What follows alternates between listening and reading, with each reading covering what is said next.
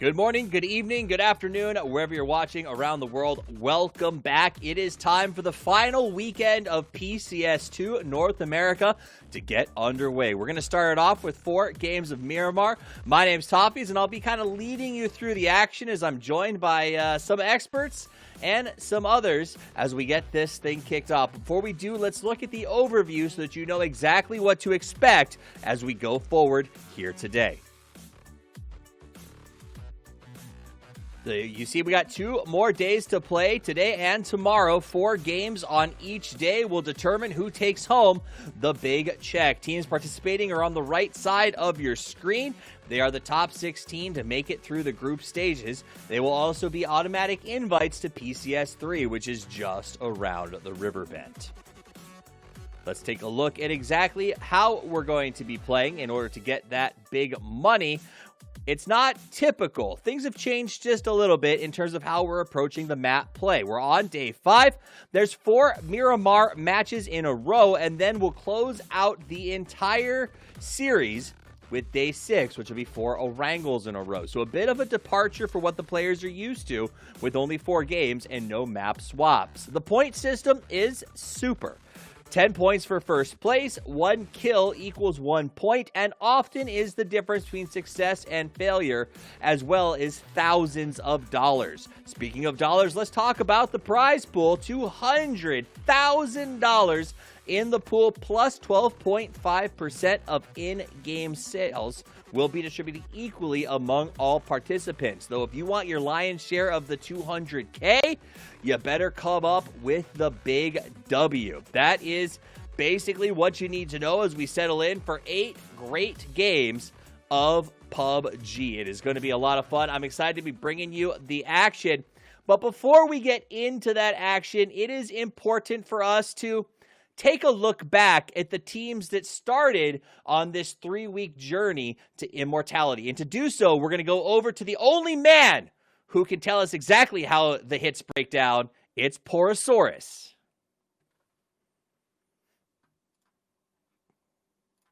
Are you ready for? Now that's what I call PlayerUnknown Battlegrounds Continental Series 2 North America Grand Final.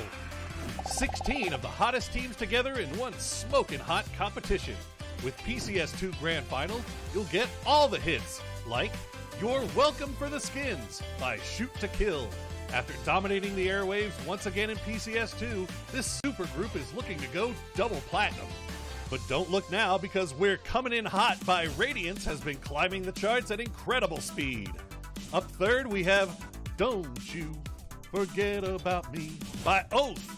After consistently being in the top 5, this might be the hit that takes them to the top. Right behind Oath are the Comets. With their new hit, the Comets are streaking. And they sure are, coming into the finals as one of the hottest groups in North America. Up next, the name might have changed, but the hype is still the same, with Team Veritas and their new hit, Second Time's a Charm, aka The Truth Hurts. The Sonics have had a change up in the band and have grown up by at least 2 feet collectively. But their new hit single, Tickle 5 shows that they're still one of the most entertaining groups in NA. After seeing mixed success in the past, 303 Esports are experiencing some new Rocky Mountain highs by performing as a Gen G tribute band. Kamsahamnida, Gen G. And with PCS2 North America Grand Final, the hits, knocks, and revives just keep on coming.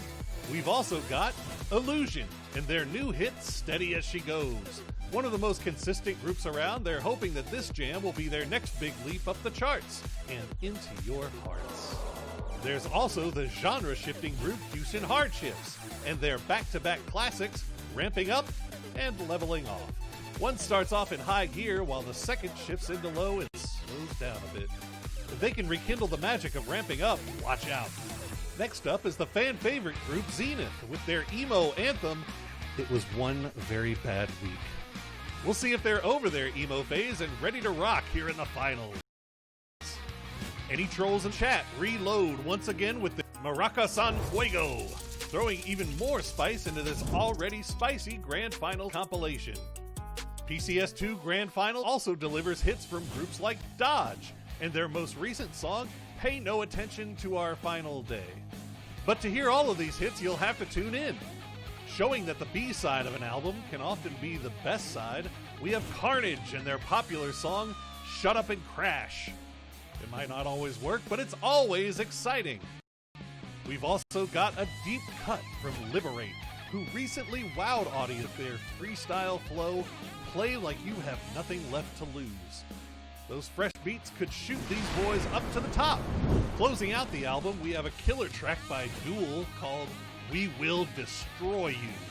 Or not, this group has seen some crazy highs and brutal lows, but fans are hoping for a big comeback. And finally, we have Fabled and their wistful ballad, Remember When We Were First. Now that they've made it to the grand final, they could be number one once again. There has never been a collection of teams like this until now. Now that's what I call PlayerUnknown Battlegrounds Continental Series 2 North America Grand Final. Just send a check or money order to me, Horosaurus. I accept Venmo, PayPal, I'll even accept Dogecoin if you have it. I'm not greedy. Let's start the show.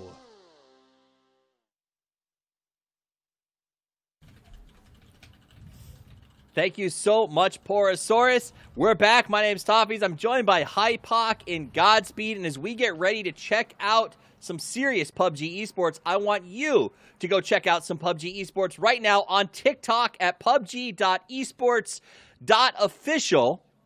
Tag hashtag esports for all and hashtag PCS North America, I'm sorry, PCS NA, PCS 2NA on your PUBG TikTok content, and you could get featured on our next broadcast. So if you go over there, you put those hashtags on it, you may get a chance to see yourself in the actual broadcast. All right. That we've gone through all the housekeeping. There was a considerable amount of it, but now it is time to talk a little bit of shop. Gentlemen, welcome. I got to sit back and watch all of last week, so I'm going to have to lean on you guys to talk about sort of where we came from and where we're headed to as we go into the final weekend of play. Let's start with Godspeed. Maybe just talk to me a little bit about where we're going and what you saw. I mean, so far the grand finals have been really exciting.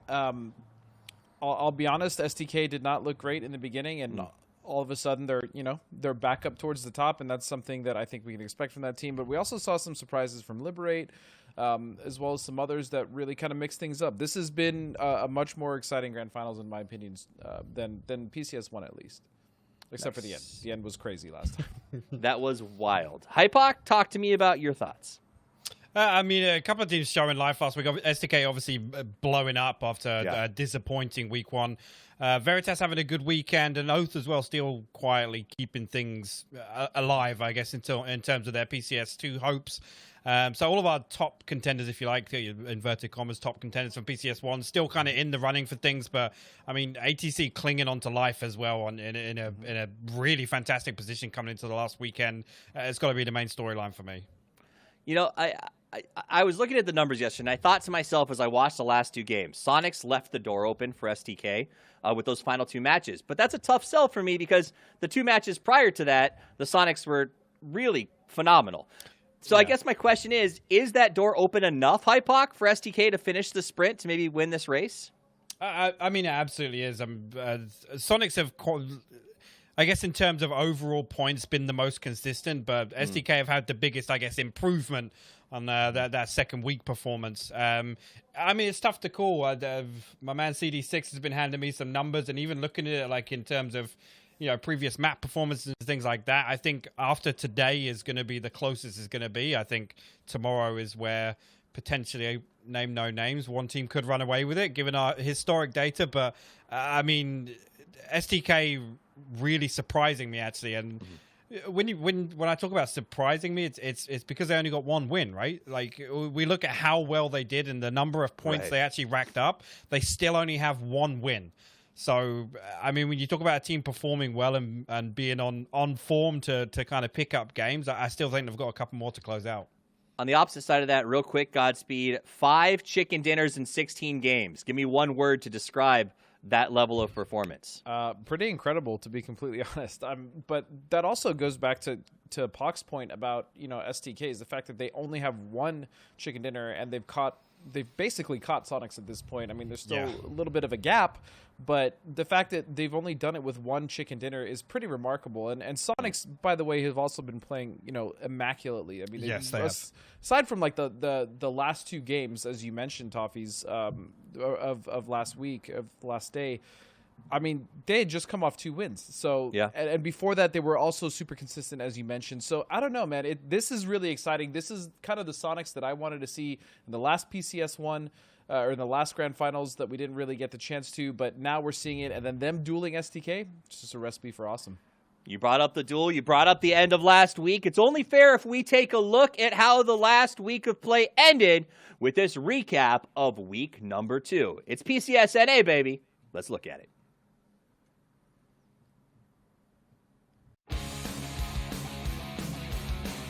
With 11 kills of their own as well. And Mystery gets another one peeking over the side. Oh my word. One player left. Danny G cleans it up. Oh, this is a great angle that Purdy Curdy is on. Spots the prone, has a lineup on the second now. The smoke has faded. And this really should be all it for Carnage. Trying to peek, but doesn't seem to expect. H-Win gets one, trying to go for the second. He does get both. A good hold, and Crop isn't there to try and trade out. A push from the below ground does grab one under Shrimzy, but H-Win with the second. Can he get the third? He gets the full team wipe by himself. That nade's money. That nade is money. And nade's already coming through, and it's perfect from Snakers. Trying to find some information. He's going for late. He's going to go for the revive once again. You just can't keep Zenith down, apparently. And wait to be pushed. He's actually going to find the first knock there. Penta on the way in. Underhand flash out from H-Win. Fantastic. He didn't know that the second was this close. He goes for a second underhand. Is he going to peek onto this? He is going to peek onto it. H-Win wins the 1v2. Cherry makes it away with about 5 HP. There it is. Okay. One trade. D-Rich is going to secure that onto Chubba, but immediately back onto Maluk, but Honey Badger gets the flick shot. Voxic pushing through the smoke, walking right past a member of Veritas, looking to find another flush, but falling short. The kickstart falls down. Cherry's got beautiful angle here, gets the flush as well. This is such a messy fight between these two teams. Now Leda has to go for the peak, and Lamp is going to be on top of that. Ooh. Meanwhile, Houston Hardships continuing to hold on to the high ground as Radiance try to push in at the wrong angle. They've got 3 players down. All that's left up is Gaxi. This is madness. This is exactly what I was talking about. These teams are just going to run into each other, and it's not by choice. Guavi is on fire. Here comes Comets. Nades are out. It's actually going to get some more knocks and flushes on here. Ice Tech somehow survives that vehicle explosion, though. You are only into phase 6, and already teams are struggling to find some safety here as 303 is eliminated, but not before doing a little bit of damage onto Houston Hardships, and unfortunately Lobes is on fire. Can he survive this? No. Melon is the last one still up at Alo, getting him down out from shoot to kill, and it's Civil with the molly. There you go. Shoot to kill. Finally getting a chicken dinner there with 13 kills.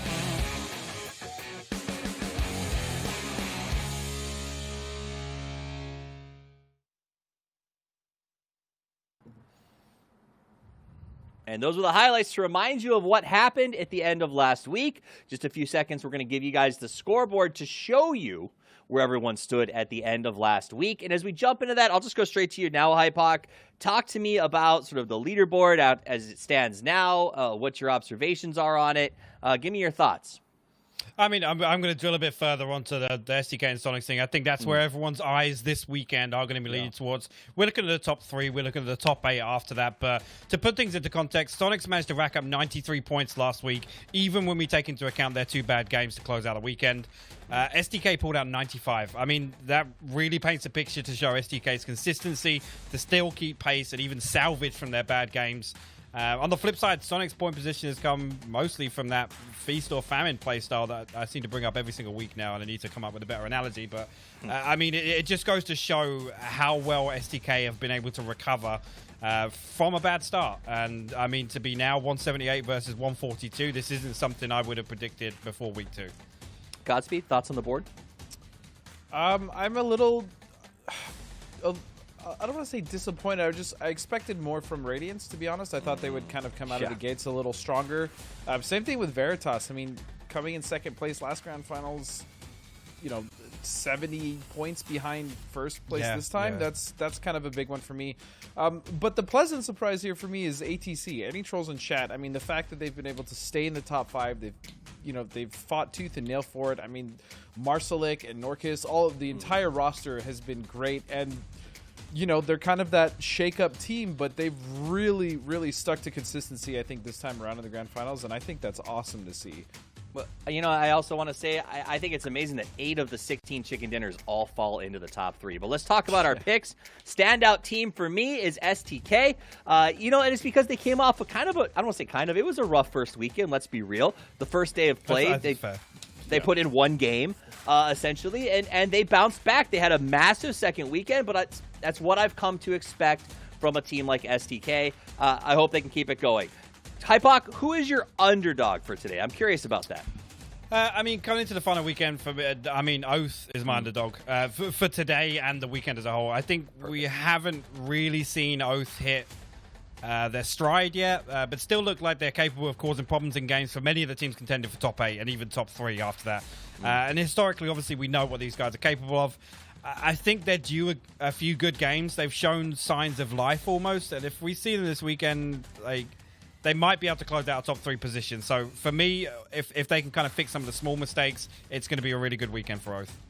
Now, Godspeed, you said you had a team that you thought would be a surprise. I'm curious who and why. Lay it on me. I kind of already spoiled it, but it's ATC. I mean, they have been such a fun team to watch, even in the past. In PCS1 when they technically got in over on a technicality. I really think these guys are incredibly fun to watch. I think they play PUBG in a very unique way, and I think because of that, they've been able to kind of find their groove as far as consistency, because they weren't always the most consistent team.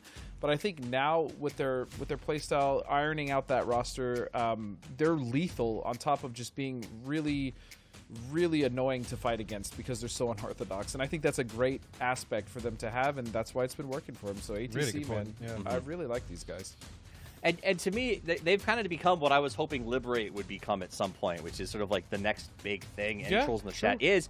And honestly, I think Marcelek and Norcus, guys, are writing a blank check for themselves in terms of future signings going forward in multiple regions. These guys have been playing incredibly well, and I want to see what they continue to bring forward. So big shout out, I think you're right, to ATC, who has been nothing but rising as we kind of go along. That said, let's talk about something else that has come up in these tournaments. It's predictions.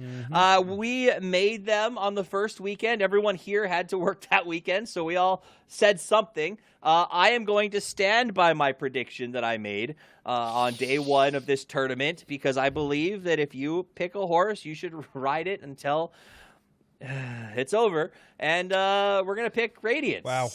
Until the wheels are broken, I guess. Until the wheels fall off. Until the wheels fall off. Yep. It's 7th. They could still make the top 3, I think. Yeah, I think it's definitely possible for top 3. There's a bit of a head tilt when I say it, but it is what it is. But like I said, I picked him on day 1, so I will stand by it. Hypoc, tell me who you picked.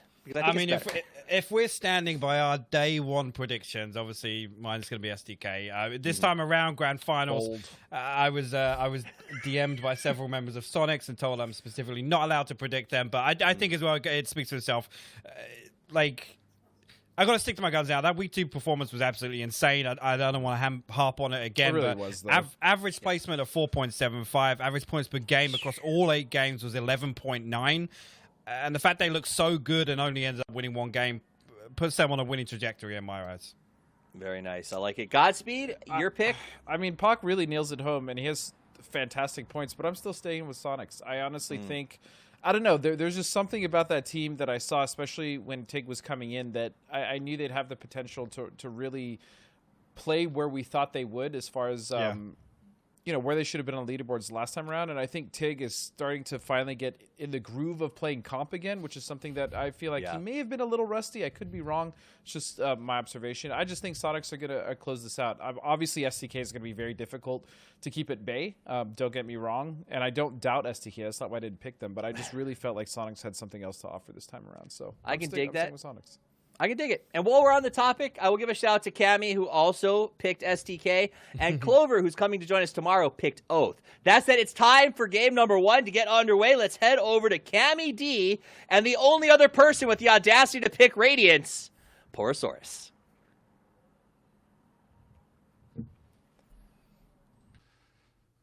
Welcome, everybody, and yes, I'm going with Radiance. I'm sticking with Radiance, Kim. I know you were very brave in your pick of STK. I know. And brave to stick with that at this point. Yeah. Yep. I know. It's a hard life, but a man with, I gotta have morals, conviction. I have ethics. You gotta have conviction, exactly. And I'm sticking with it. And I don't win all the time. In fact, when you have when you live a very set of rules that you live by, you lose often. But it's what I need to do to survive. It's called something. It's called integrity. We got integrity, Cam. That's what we like to see. But now that we've got all that figured out, we are heading over into game number 1. As we said, 4 games here on Miramar today. Can the Sonics keep hope alive? Now, remember, Cam, the last 2 games last week on Miramar, the Sonics kind of just disappeared off the face of the earth, didn't they? I mean, I guess, yeah, 2 11th place in a row, but they got at least 1 kill on both of them. 4 in the other. 4 at 11th is actually not that common considering how early you do go out. But that's also after they had 2 wins. They were just resting. They were coasting. They knew that they were doing good. They knew that they were okay. So I don't know. Not to say that you're grasping at straws there, but look, I'm grasping at anything. Let's not I ride can home about right it just now. yet. Well, look, hey, COVID, eh? We've seen some disappointment coming in for a lot of our Koopy holders over in that Asian region after both SKT, not STK, but SKT T1, yeah, the other one, and Infantry both just looked good to start off the final week, and then it came down to the final game, and I'll be darned, they just threw that thing over the mountain like Uncle Rico, and TSG came from behind. So I guess the hope is I'm trying to give stuff to those people that have tickets on STK or on Sonics. Keep hope alive, or maybe, you know what, if you got tickets on somebody else, maybe down a little bit lower, and you're looking for, say, maybe, I don't know, a Radiance win, and have those skins be worth something. There's always hope. Listen, I don't think you need to reach all the way out to other regions to find an example of a team just taking the win and just chucking it all the way across to the opposite end That's zone. fair. I think you can just look at North America. You all know what I'm talking about. I'm not going to go any deeper than that. Yeah, that's fair. Well, for once, we are getting a far north circle, which is something we haven't seen in quite some time. We'll see if this is going to bode well for the STK boys, because they are dead center right now, looting up in those points right around Hacienda.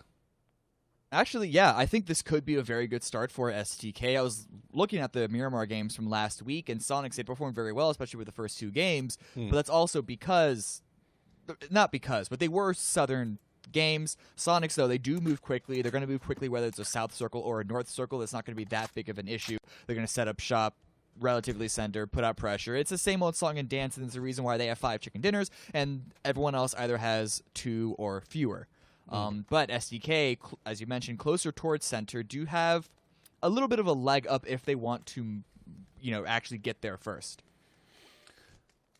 Yeah, Sonic's going to have to do a very little bit of traveling here. They are in Picado, where they normally do loot up, and this is on the very far southern tip of this circle. But that being said, the last, those 2 final games that we saw last week were games where Sonics did have to do a little bit of traveling.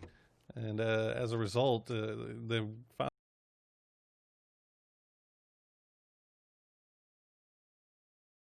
more towards the center, and they got eaten alive. Whereas the games they win, they do a very good job of looting up fast and getting their transitions early and taking spots where they think to center and trying to play those for themselves. Now, when it comes to Circle 3 and 4, if they find themselves on the edge, they tend to have a little bit of an issue.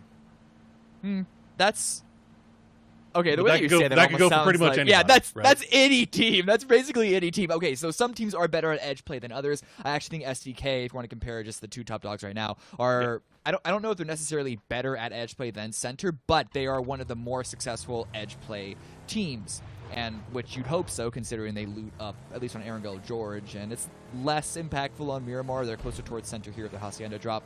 But nonetheless, Sonics, they like to play center more often than others. ATC, though, got a bunch of their points. Just if you want to expand this conversation out to a couple of other top teams, ATC got a lot of their points just by holding down center and picking up a bunch of kills. Yes. Oath, a little bit more of a mixed bag in that sense, but they still prefer towards center than usual. There really aren't that many teams outside of STK that almost are like they try and avoid center, at least in the beginning. Well, if you're looking for another underdog, we haven't really touched on too much, is ATC. They are still within spitting distance of that first place lead, and resting on the back of what has been phenomenal performances really by Marcelic and Norcus, and they find themselves here just off to the east of STK, maybe a little bit closer than that, as we see Melon doing a little bit of a drive-by of Luke 12. But good position early on here for ATC. They would have loved to have had a 2-2 split with where Aguila and Marcelic are in the compound that Luke 12 is currently holding. But Luke's going to have to be careful here. You don't want him to figure out he's there by himself. Yeah, actually, STK have had a lot of really, really strong games from this position, holding control of that plateau area. If the circle continues to favor this compound, we've seen time and time again, no matter what team it is, STK or another one, they're just going to farm up from the plateau and the open fields out around them. It's such a strong position. A little difficult if it pulls away, as it usually is. But we've also seen STK be a little loose with how many people they send to that compound. And there was a game that even crashed early on and actually went out and I believe sub 13 from that exact compound. So, as you mentioned, luckily that I believe was Pretty Curdy rolled up to give some support. There was a real possibility, I think. I don't know from ATC. I don't know if they would have crashed it necessarily. But it is still something you need to be aware of if you're an STK. God, all these just 3-letter names. Get me tongue-tied. The alphabet boys coming to get you. Right? I gotta be honest. Yeah.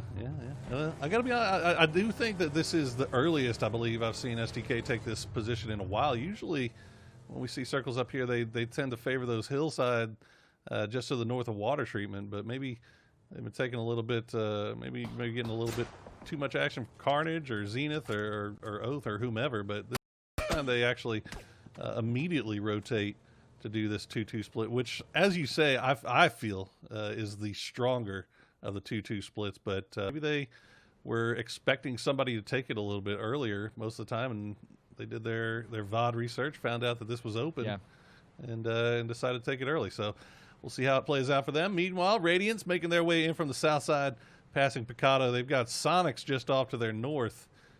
We'll see if they run into each other here early. Most likely they'll probably be safe. Yeah, a little bit of a footsie game between them. Radiant's probably going to peek over, get a couple of shots.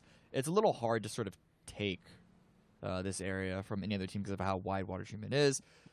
Just going over, I think most teams, there are still a couple of teams outside of the first circle, but I think most teams are inside and just sort of holding down a fort and waiting for phase 2. We have just under a minute before that happens. HWin does get an initial knock onto D-Rich in the kill feed. I don't think that's going to lead into much. It might actually, because I'm looking at the map stream here, and it looks like 303 were on the move, and D-Rich might have been the last one there. And he might have taken a cheeky peek there, and HWin just ate his lunch. So yeah, Sonics, it looks like they're going to be able to pick up the quick and easy first kill onto D-Rich, and man, 303's problems this grand final is just continuing. They look so strong at times in that regular season, and it has just been a big old barrel of BS here for the grand finals for them. It hasn't translated. They've been focusing, if you want to talk about edge play teams, they've been focusing so much on the edge during the grand finals, and I think it's actually come to hurt them. So it's good to see that, I mean, maybe a little bit too late considering they're in 15th place right now, but it is good to see them try and at least adjust their game to focus towards the center and perhaps get a little better results that way.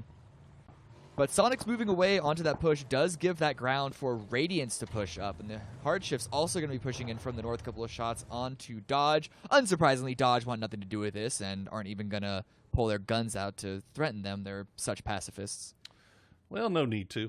There's no need to get involved early because, I mean, especially right now when that circle is closing up, you don't know if there's the possibility of getting third-partied there from somewhere you weren't even expecting. But that being said, they are pinched pretty hard here between Hard Shifts and Veritas. Veritas had a very nice, but all within shooting distance of each other. So you can kind of see there on the map, they had that whole roadside covered just in case anybody were going to try to make the mistake of rotating past them. They could get a few shots in. Unfortunately, it doesn't look like anybody did so, but they do end up getting position here onto Dodge. We'll have to see where everybody decides to go as Hacienda, points north of Hacienda, Oath, looking like they have the center. Good on them. Also good for SDK's position. Both those teams especially could farm up, but I think SDK are going to be a little more favored considering they were on the high ground. Oath are a little lower elevation-wise, but they should still be safe as well. A lot of splits that we're seeing in the early game here, which is not uncommon for a Miramar, but I'm looking at this circle, and there might be a couple of... we want to see a little bit of those collapses of the teams. 303 getting a lot of damage, actually. Taking Aguila out. Not exactly the biggest detriment to ATC, but now Norikis is getting pushed. This is actually going to be pretty bad for ATC. Their split's getting punished heavily. He's out, though.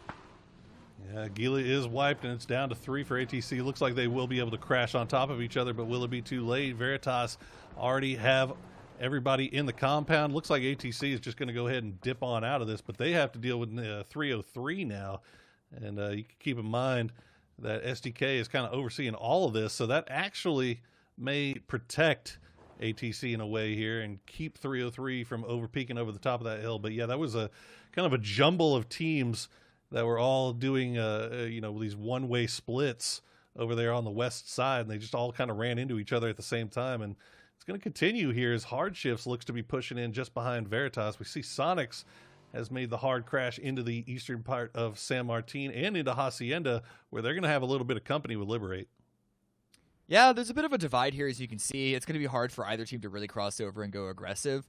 And so I think for the most part, they might take a couple of pot shots. If they get a knock, then, I mean, good for them. War of attrition.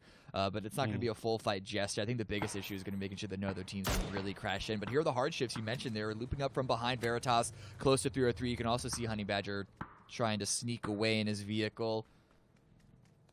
Teams finding their way inside the circle. But I think all of the action might be done, at least for now, outside of finding a good angle. A couple of shots landing on a Honey Badger, but it looks like a knock is going to be a little hard to come by. Yeah. See if they can maybe find him in the shack. If nothing else, they got Honey Badger absolutely pinched right now. We'll see if Landoon or Voxa can maybe give him some support, but Hard Shifts, as you said, with a really nice position on these hills, overlooking the Veritas compound. Veritas, they're just going to have to turtle up for the time being unless they can maybe find a cheeky down onto Maluk with, looks like Maluk was getting shot at from range here by Dodge as well. So yeah, Hard Shifts like their position right now, but they are going to have to be careful about it. They're keeping Veritas pinned down. They have good sight lines around everyone else. But here comes Fabled pushing in to San Martin. Not fully in. It's unless the next circle shifts hard to the west by southwest, which we're going to find out in about, I guess, 15 seconds, then you don't want to fully commit to San Martin just yet. However, crossing that road, I think, is going to be very dangerous to them. Illusion, Adam. It would make their way to the northeast side of the circle. These guys had the longest rotation, I believe, coming out from the southwest. It would just barely make their way in. The circle's going to center up, so it's not going to be awful for them. But this split by Carnage is putting a lot of pressure on them. They're forced to rotate even further. Going to be coming in from the east side. The problem is you already see Zenith rolling up and taking position of that open field that's coming in on the east. So Illusion might have a very difficult crash ahead of them. Well, Zenith find themselves in a 2-2 split right now, so if, Illusion's going to have to stop before they enter in and try to scout this out and see where they want to go. And maybe Zenith can crash onto each other before then. Meanwhile, speaking of that, Veritas going to go ahead and hop in vehicles and try to reposition. They're going to crash right onto the compound that was previously occupied by ATC. I believe ATC has left this and gone and taken over the spot where Shoot to Kill was, but they're going to get some company now as Maluk rolls up all by himself and just gets absolutely destroyed. Ooh, yeah. The rest of Hard Shifts were not there. This is something that we're seeing from a lot of North American teams, and I got to be on laziness on the part of a lot of these teams. They send one, they send two, they've got the entire team there, and everybody's got to go somewhere, but for whatever reason, they just file in one after another, and I just don't get it. Ooh. I mean, Maluk, he's not a dummy. He's not a dum-dum. There's a real possibility that the ATC just weren't spotted. They thought they were maybe There's send a no player, way that hoping there's not going to be there. somebody in that comp. Yeah. Skip off of it. So I'm, you know, something maybe some of these teams need to start looking at before they continue on to their late game rotations here is this whole feeding one after another, man. It's just not working out. Yeah. That's all I can say about that. There's a hardships rolling up here. Dodge, have a position. And J-Sync out in the open like this. I don't know if they're spotted. Okay, the shots do come out. Hardships able to get at least behind the little bit of cover that there is. Chuba, quick mashing of that Z button to prone down. J-Sync has the health to push forward to try and keep the pressure off of his teammates while they heal up. A couple of tags. No knock just yet. But at least it's reminding Dodge that there are a lot of places to hide in water treatment. So it's going to be a hard hold for them, and they might look to move away from that considering how on the edge it was. Let's see what Fabled can do about 303. Voxic is going to get spotted out by Gregshot. Gregshot is the bright spot on this Fabled squad this tournament. He consistently finding himself up there in the top damage charts. We'll see if they can hold the line right now. He's got a very hard angle he's holding there. We'll see if they can spot out Landoon as he creeps around the side. Hexetti, I think they have an idea of where everybody might be. And this is this is what we want to see from Fable. They're going to hard crash push out here. Although I'm not sure what Hexetti's doing. Yeah, I think maybe he thought there was a hole there or trying to get position to find a grenade. But it doesn't matter because Gregshot's just soloing 303, making them look like 303. That's just Honey Badger here behind the dumpster trying to find something. No. Surely, I assumed that flash from earlier gave us position Oh, away. no. He's able to find 2 knocks. It's all falling apart for Fabled. That's 2 flushes as well. Oh, Honey Badger doing everything he can to collect a few points off of this, but Fabled just making it so easy for him as they just lost all track of this player. He's hiding. Good moves from Honey Badger. He's hiding from the potential of a flash coming through. He's going to try to go for the heal, but no, he hears the footsteps just a second too late. And Hexetti finally deals with the issue. But Fabled giving up 2 for essentially 3. And now we've got STK and Dodge as it's down to just Alo and Luke. Ooh, big rush by Luke there, able to get behind cover. Gonna pop a little bit of a stim, and Alo wants to get Purdy Curdy revived. They can get 3 up. There's a real possibility of turning this around. And this is such a key compound for either of these teams to try and take a hold of in this circle. You can see how much open area there is around them. It's a good position to pick up points if they can flush out the roaches. Holding the angle, pretty sure. Okay, he's calling that the footsteps are being approached by Dodge. Smoke's coming out. Flashes from both teams as well. Oh, he catches himself. No, that's not what you wanted to do. It's okay. We'll stop and re-rack. Purdy's going to go down. Let's hear the footsteps. Crop. Oh, Halo just missing the shots right there as the Dodge boys continue to swarm around. It looks like they may have gotten their reses off. So they're back up to 3 strong. Corsac has a position inside. Finna, meanwhile, holding the line from the outside. Crop as well, waiting for that head to peek out, but it looks like that one may have stalled out. Meanwhile, Zenith and Radiance running into each other, and McCoy, oh no. Oh, Zenith just comes up over the exact wrong time here for Surely Radiance. mystery. Come on, brother. Oh, man. Listen, that recoil can get away from you at some points, but that was such an open shot. He's going to be hitting himself after that one. At least he stops the revive for a moment, give himself a little more time. But over here on the south, it's going to be Liberate versus Fabled. At least the survivors of that team, Guab, trying to hold the line. It's a 1 versus 1 between both squads. Istek bleeding out in the distance just next to Guab B.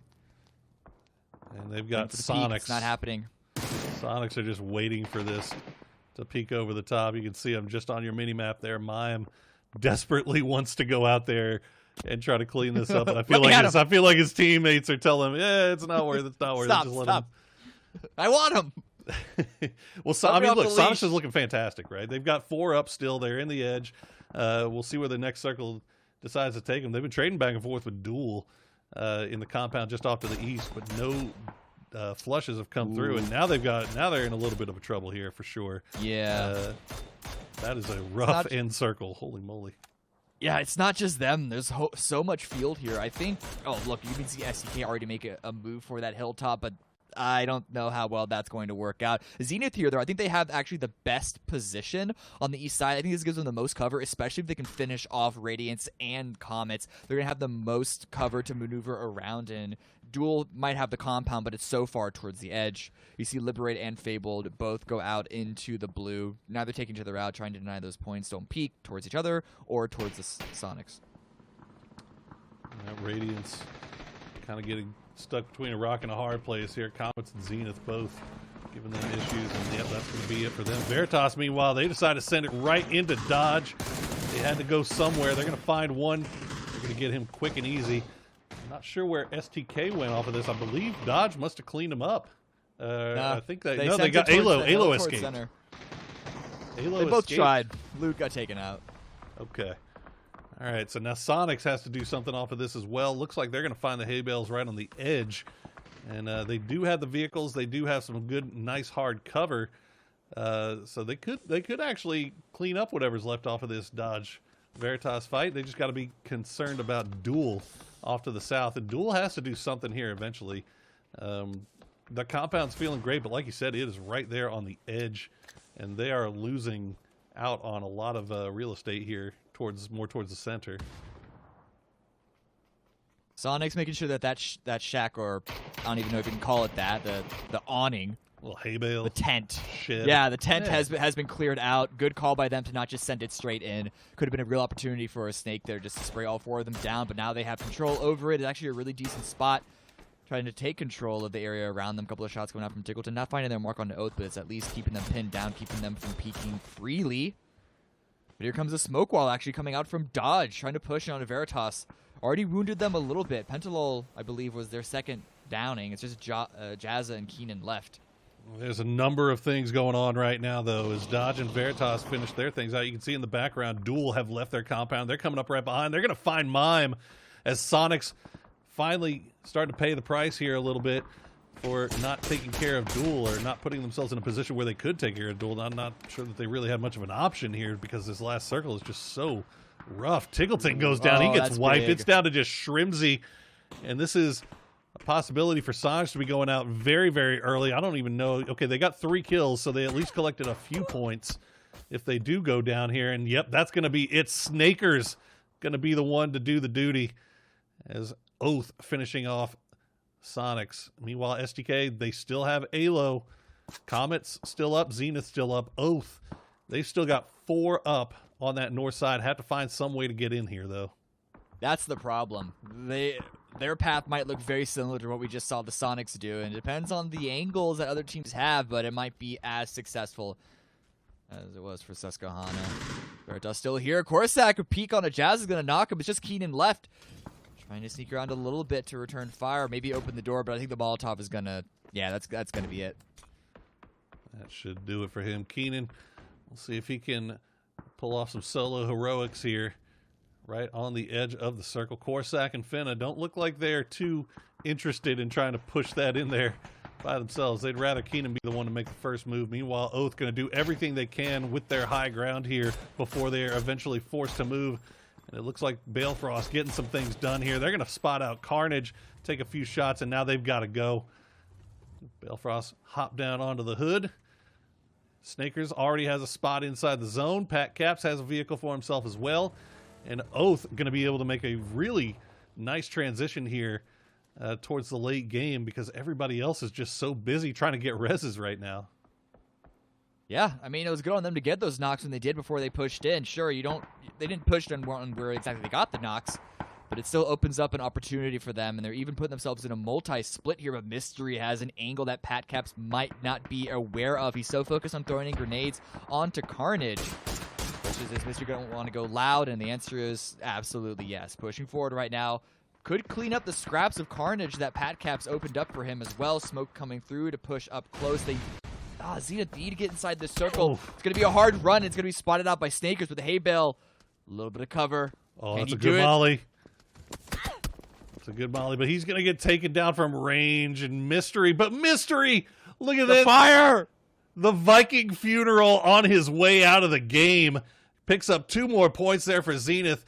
Points that they desperately need. Roth still alive here. He's not going to be able to get that res, unfortunately for him. But 5 kills and a top 8 for Zenith. That's a hell of a way to start the day here. But Oath right now looking like they might be in the driver's seat. We'll have to see what Duel can do from the south side. It's really going to depend on this next shift, Cameron. Yeah, I mean, it's sort of a meme in Battle Royales, but I think when you're looking at a circle as open as this one is, with scattered cover, then you're absolutely right. The circle is going to still favor the west side, gives an opportunity for Keenan perhaps to push in, but I think this is actually going to help out Duel more than it helps out any other team. Oath should be okay. They already have 2 members inside. Comets and Hardships, though, I think it's going to be a little more difficult for them because Oath, despite all those teams being on the edge, at least have the numbers to sort of back it up. But Duel, they're going to be able to use this hill. If they can finally get Alo out from the hidey hole that he's been in this entire time, they can then sort of reign supreme. It's not the most cover on top of this hill, but it's more than I think a lot of other teams have. Whoa, Oath. Relo. Apparently they wanted to take care of Alo, and okay, they're going to do it too. And that's actually a big move here from Oath because that's cutting off Duel. Duel, you got to imagine, is going to take the spots where they just finished wiping out Sonics, and yeah, that's where they're going to go ahead and crash. But Oath's spot here is way better. I mean, you can see the coverage that they've got here. Is Veritas, they're going to spot Danny G, and that's one going out for Duel as they are starting to get picked apart here from range. That send by Oath totally just completely turned this game around, you have to think. You have to imagine, because look at the pressure they're putting on Duel. The down from Jazza certainly helps as well, but they just cleaned up everyone around them. It's just Chuba from Hardships left that's not in this particular fight. Grenades coming out, dynamite fishing. Duel can't go for the revive because of all of this pressure coming out from Oath. There it is! What a hell of a nade. As it's down to just Cherry. We'll see if Cherry can get something done from the outside, but it's going to be rough. He's already been spotted. They know exactly where he is. Meanwhile, Chuba and J-Sank still off at range. Looks like Pack Caps might be trying to take care of him. Woolly's going to get flushed out as Cherry goes down. Chuba goes down as well from Relo, and it's all down to J-Sank. He's going to hide behind the hay for as long as he can. But I imagine it is going to be not too long before Pat just decides to push it. There he is. He's going to find him, get the spray, and get the win. Oath with 12 kills, and that's going to push them up into second place, Cam. Yeah, really good game coming out of Oath. I think this grand final was a little bit of a slow start for them. Let me check. I have notes on this. Where were they? It doesn't matter. We can talk about it later. But they are showing us why they are still a really good team. There were a couple of questions coming in at the start of this entire PCS2 season with the roster shift that happened. But now that it looks like all 4 of these amazing players are on they're on their A game, you can see just how good they can be. Yeah, it was absolutely clean. And, you know, the late game call to push that ridgeline where Alo was hiding out was absolutely, you got to think what won them the game there. And that is a very ballsy play, a very ballsy call to make, especially late game when you know that there's snakes hiding every which way. So, you know, the timing of it was absolutely perfect. And they were able to take that before Duel was able to get a foothold on that Sonics position and really kind of set themselves up for a fight back. So just really well done by the Oath boys there. Yeah. You do have to wonder why Duel took so long to push out from that compound. We even called it out, I believe, on Circle 5 or 6, that they would need to move on that hill north. And yeah, the cover wasn't great up there. There were only a couple of scattered rocks and a couple of trees. And I understand the difficulty of trying to cover all of your angles, considering how widespread that field was and just like the solo snakes finding an angle onto you. But then when someone just bombs in and takes that before you have an opportunity, well, that's what happens. But also what happens is, of course, we're going to go to the desk because that's enough from us. We're going to set up game number 2. So let's hear what the analysts have to say. Let's hear it. Cammy D with that smooth as butter transition. Gentlemen, welcome back. Oath comes out on top, and Clover, wherever she is right now, is putting another feather in her cap as they get closer to competing in that top position. Guys, let's talk about the game. I'll start with you, Hypoc, and then roll on down to Godspeed. Tell me about it, big guy. Bit of a weird game one. We just said that before we jumped back on. It was like, it was kind of a weird one, but I was showing fantastic late game control throughout Circle 7. Just the way they spread there, took absolute control. That's kind of the Oath that I've been expecting. Again, I know Godspeed was kind of a little bit on the other side of the fence in terms of the roster swap there, but that's kind of the thing that I've wanted Pat Caps to bring to Oath. And I think that's a really good demonstration of really them stepping up to the expectation, to be honest with you. Godspeed? Pac and I had talked a lot initially about the... Pac and I had talked a lot about the the roster swap. I just wasn't sure how Pat would fit in, just because Pat's a really good mechanical player, but I just don't know if it was a different dynamic for that team. Yeah, it was just a different dynamic. Fair to say. Yeah, and I just didn't know if Pat would come in and try to be the edge. I didn't know what was going to happen, but obviously that team is super strong, and just the way that they had set up in that final circle, the way Pac said, really cleaned it up with Pat in the back holding that anchor spot, I knew Oath would be a huge threat, but I still think that STK and Sonics overall have just been playing better than them. Oh yeah, for sure. I'm actually gonna kind of taper off here. Sorry, Toffees, but I don't know what the hell happened to 303 this entire series. I don't know where they are. The first couple of games, I was talking about how much they were kind of spreading throughout circles 2 and 3, taking down really good positions, but then not capitalizing on it. And now it's just they've kind of defaulted back to a completely different game style that's not working for them, to be honest with you. Yeah. I don't know. This is not the 303 that we were promised coming into Grand Finals. That's just all I know. There's a lot of teams, though, that we haven't seen that we were promised. That's true. Zenith hasn't really delivered, in my opinion, over the last weekend. Yep, I agree. ATC just went on 16th place. That was a little bit of a bummer there. But they delivered. I get that. But I'm saying, you go through a lot of these. Okay, Dodge is what it is. They don't catch me too off guard. But even, Illusion. Illusion's a team that came out at the start of the tournament. Yeah. That, remember day one? They were in the hunt. I don't understand, and maybe you guys can explain this to me, why this keeps happening. On day one, we had Illusion, we had Fabled, we had Liberate. These teams were in the hunt. ATC was up there too. ATC is the only one. I think Zenith actually started in the hunt too. ATC is the only one that's really maintaining the viability of a top 3 finish, in my opinion. Why is this happening? For me, it's, and we talked about this, I think in day 1 of week 2, that's testing my memory now, but teams that kind of respond in the wrong way to their leaderboard position, right? They're teams that, they get that comfort buffer and they're like, we got this. Let's coast, let's just keep doing what we're doing, and not really applying the same logic to each game. I think it's fair to say that, if a team surprises themselves, I'm going to say it, Fabled. If they're not used to kind of being in that position where they have the pressure to maintain a lead. We talk about teams being better at chasing than maintaining leads. STK is a perfect example for me of a team that's good at chasing. They're always good at saying, right, here's the bar, we've got to match this, let's keep doing that. I definitely think there's some teams in this lobby that maybe, took their foot off the gas a little bit. Now, let's take a look at the leaderboard right now. Oath is up on top. And again, it comes down to me. I asked you at the start of the day today, Godspeed, did the Sonics leave the door open for their competitors to push them off the top? And in this game, they get 3 points compared to one of the only 2 teams they have to stress out about, Oath, who gets 22 out of this.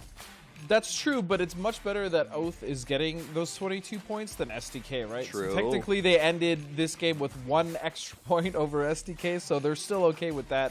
But Oath, That's big. That's big. They're STA okay. You gotta take every victory, Pac. You know this. You gotta take every inch. Yep.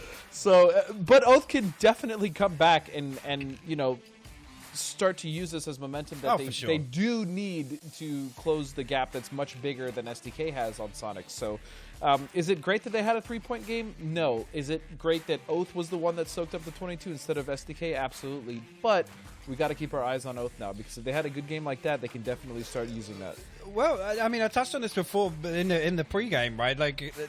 for Oath to have a good start, they're usually a slow starter. I'll be honest. They usually heat up towards the end of the series. So to have them come out of the gate swinging, I mean, it's absolutely fantastic to see. They're a team that I think builds momentum, and if they're starting with, you know, a 20 plus banger, like, it's going to be a good night for them.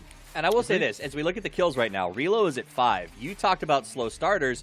Relo's someone who during the group stages, I don't feel like we saw a lot of, and he's really come alive at this stage. And when Relo is going off, I feel like that's a very good sign for Oath's overall potential. I mean, for me, I'm sorry to cut you off. Relo for me is one of the most mechanically talented, if not the most mechanically talented players we have in this lobby. So it's good to see him put up numbers.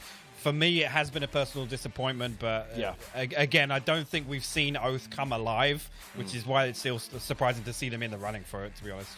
Yeah, I was just gonna say exactly what basically Puck said. Is Relo he did not really show up a lot during group stages. Like, he was not the Relo that, again, as Puck mentioned, he is probably the most gifted, you know, mechanical player, and that's not what we saw at all. So it's nice to see him kind of start this way.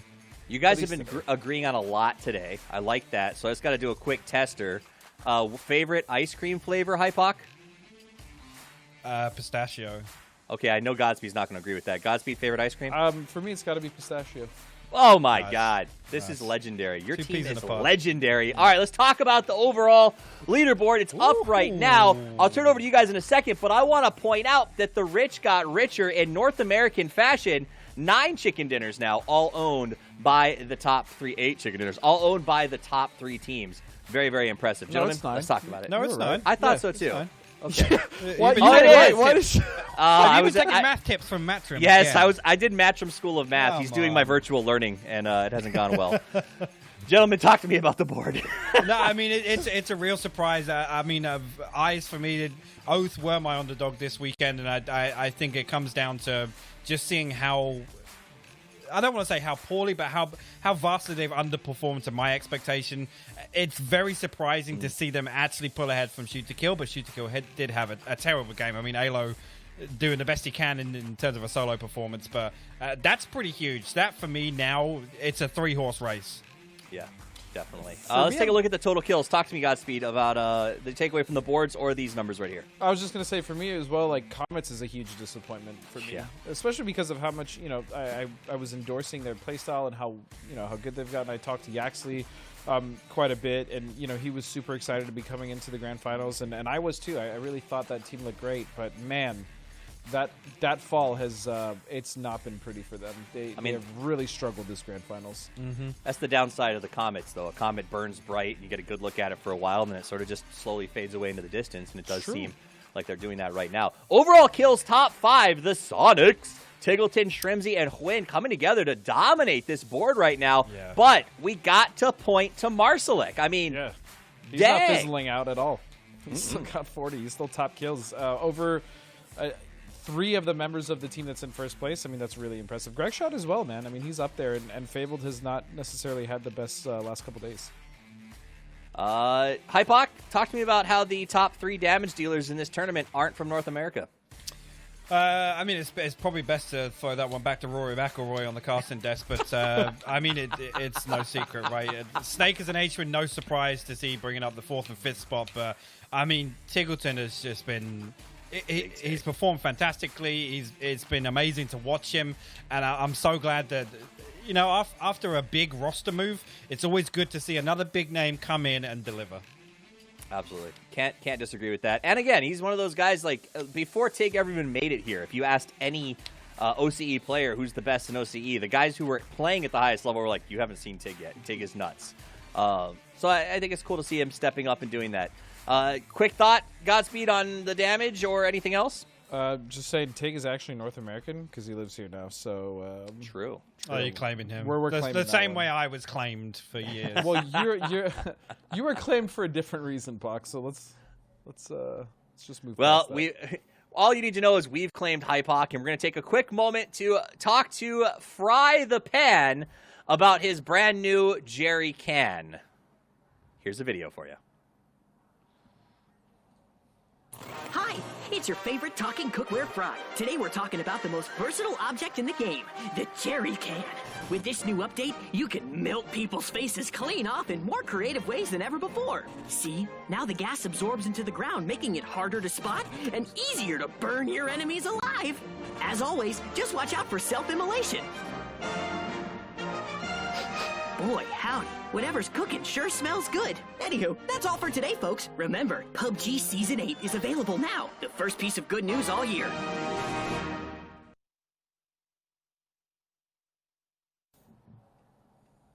Well, you heard the pan. PUBG Season 8 is out now. Hashtag live to survive. But you've got to survive if you really want to live. Good stuff. Jerry cans, lots of fun to play with. Hashtags with the hands. Gentlemen, we're getting ready to get into match number 2. Final thoughts, anything that you really need to see maybe out of a specific team as we go into the home stretch of this tournament. We'll start with you, Godspeed. For the love of God, 303, Comets and Illusion, please do something different. You guys are floundering, and it sucks to watch considering how good of a group stage you had. I'm rooting for you, but it's getting harder after each game. Hypoc? I mean, just we can throw away the first game in terms of a couple of the teams we're following having bad games, but a little shout out to Veritas for me. I mean, they pulled up on the compound there, and even as a 3-man, they were still putting in work towards the end of the game. Didn't come out with a win, but that's the kind of salvage we haven't seen Veritas kind of put in. They've just kind of been either bombing out or having mediocre games. So it's good to see them start on the right foot for the final weekend. 100%. Definitely agree with that. I think you guys sort of bring up two different sides of the coin. Teams that we need to see step up both in consistency and performance. We've got 303. We've got Veritas. Yes, comparing them is not apples to apples. It's more of an apples to oranges because Veritas is putting up some big numbers. But yes, everybody does need to step up. If you look at those numbers we saw, outside of Oath, STK, and Sonics, and I guess ATC, though they went out in 16th in that last game, like, it's been a real doldrum for the rest of the leaderboard, and that makes me nervous because it means that when we look at international play after PCS 3, I worry that our top 4 teams aren't going to be sharp enough because they're not being tested hard enough, Hypoc. Yeah, I think that's fair to say. I mean, at this point now, I think we have a much better... We're in a much better position to kind of call things like that. Week 1 was such a random week, and week 2 was kind of just the storyline week to me. So I think once PCS 2 for me is kind of the better test to be able to really gauge some of the teams in this lobby. Yep, 100%. Godspeed. Zenith feels out of sorts. It feels almost, I don't know. Do you have any idea or any guesses as to what's happening? Because they start so strong every time, and then... I just think it goes back to the interview that we had with Roth where he says he kind of lets them do their own thing. And although I'm sure he tries to bring in the reins sometimes to really put his foot down and make a call if it needs to happen, I think the free form may be hurting them more than it's actually helping them now. Because we saw in the past where it did actually help them in certain situations. But I think now more than anything, they're never really on the same page, and I think that's been kind of the issue with them going forward. Especially, I mean, in the game, I think it was last week or the week before, where they really should have won, but they didn't. Speaking of formats, it's time for our second game of the day as we head back to Miramar with our casters. We've talked about apples and oranges. Let's go to the 2 craziest bananas in PUBG. It's Porosaurus and the Cammy D.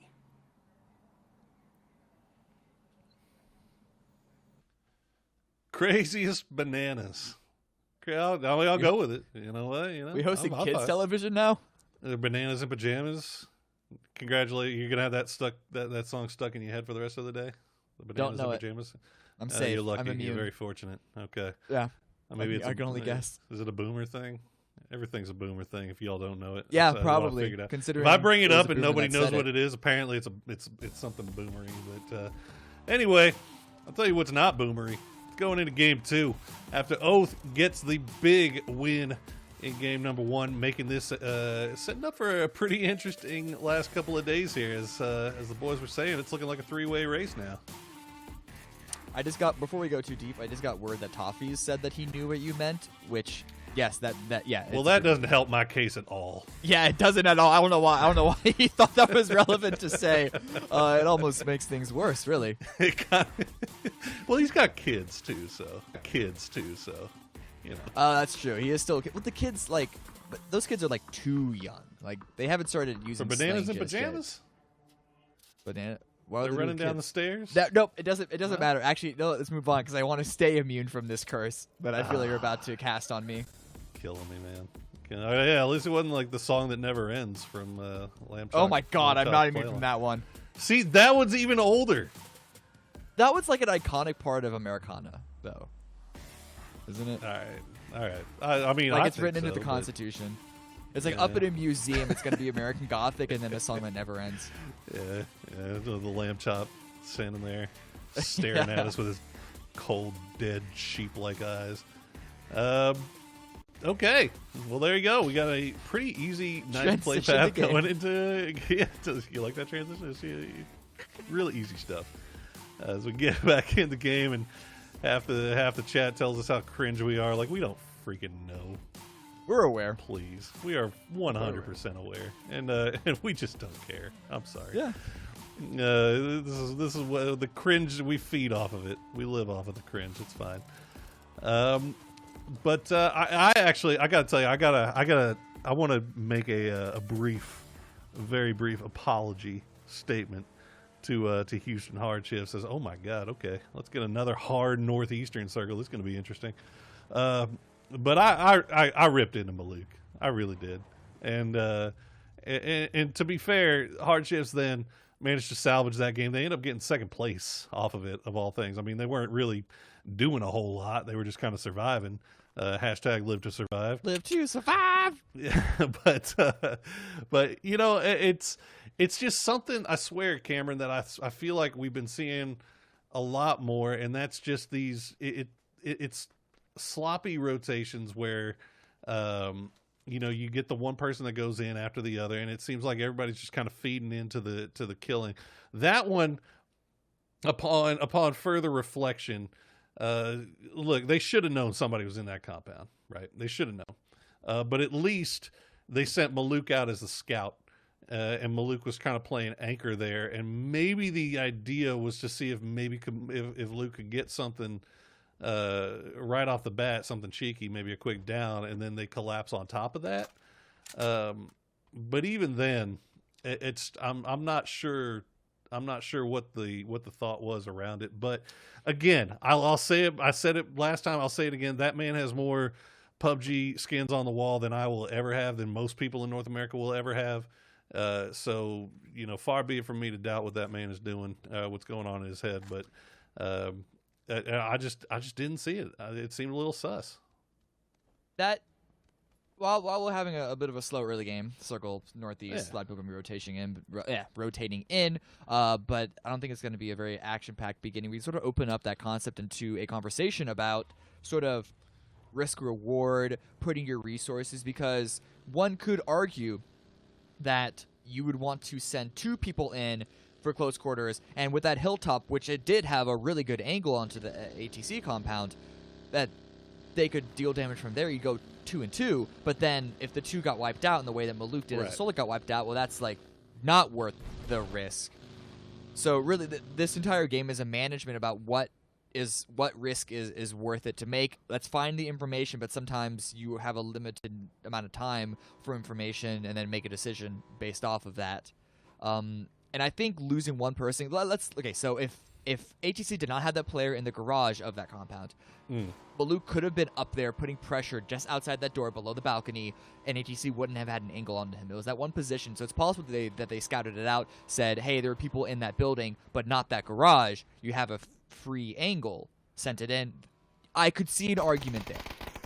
But if you're interested in taking that compound at all, Marsalek going to add to his damage total there a little bit. Aguila going to find himself between two stinging scorpions. Looks like he should be able to get out of that just fine, though. Is Fable going to go ahead and continue their rotation? But you know, my thought is, if you're interested at all in taking that compound, why not send 3? Why not send 4? You know? Yeah. I just didn't. The sending 1 is and while the other 3 kind of hang back and and take long range shots. I just don't. I don't know what like it you're is not you're trying to committed. get out of it. Yeah. So I don't know. It's like, hey guys, at the end of the I'll day, definitely come to your party, but I'm gonna show up like 30 minutes late, and if at all. I'll show up 30 minutes before it's over, right? And, Yeah. And just clean out the fridge on my way out the door and say thanks for letting me hang out. I don't know. Yeah, Not that I've ever done hit the that. break on that one, Crop. Yeah. Far rolling away from him a little bit. Yeah.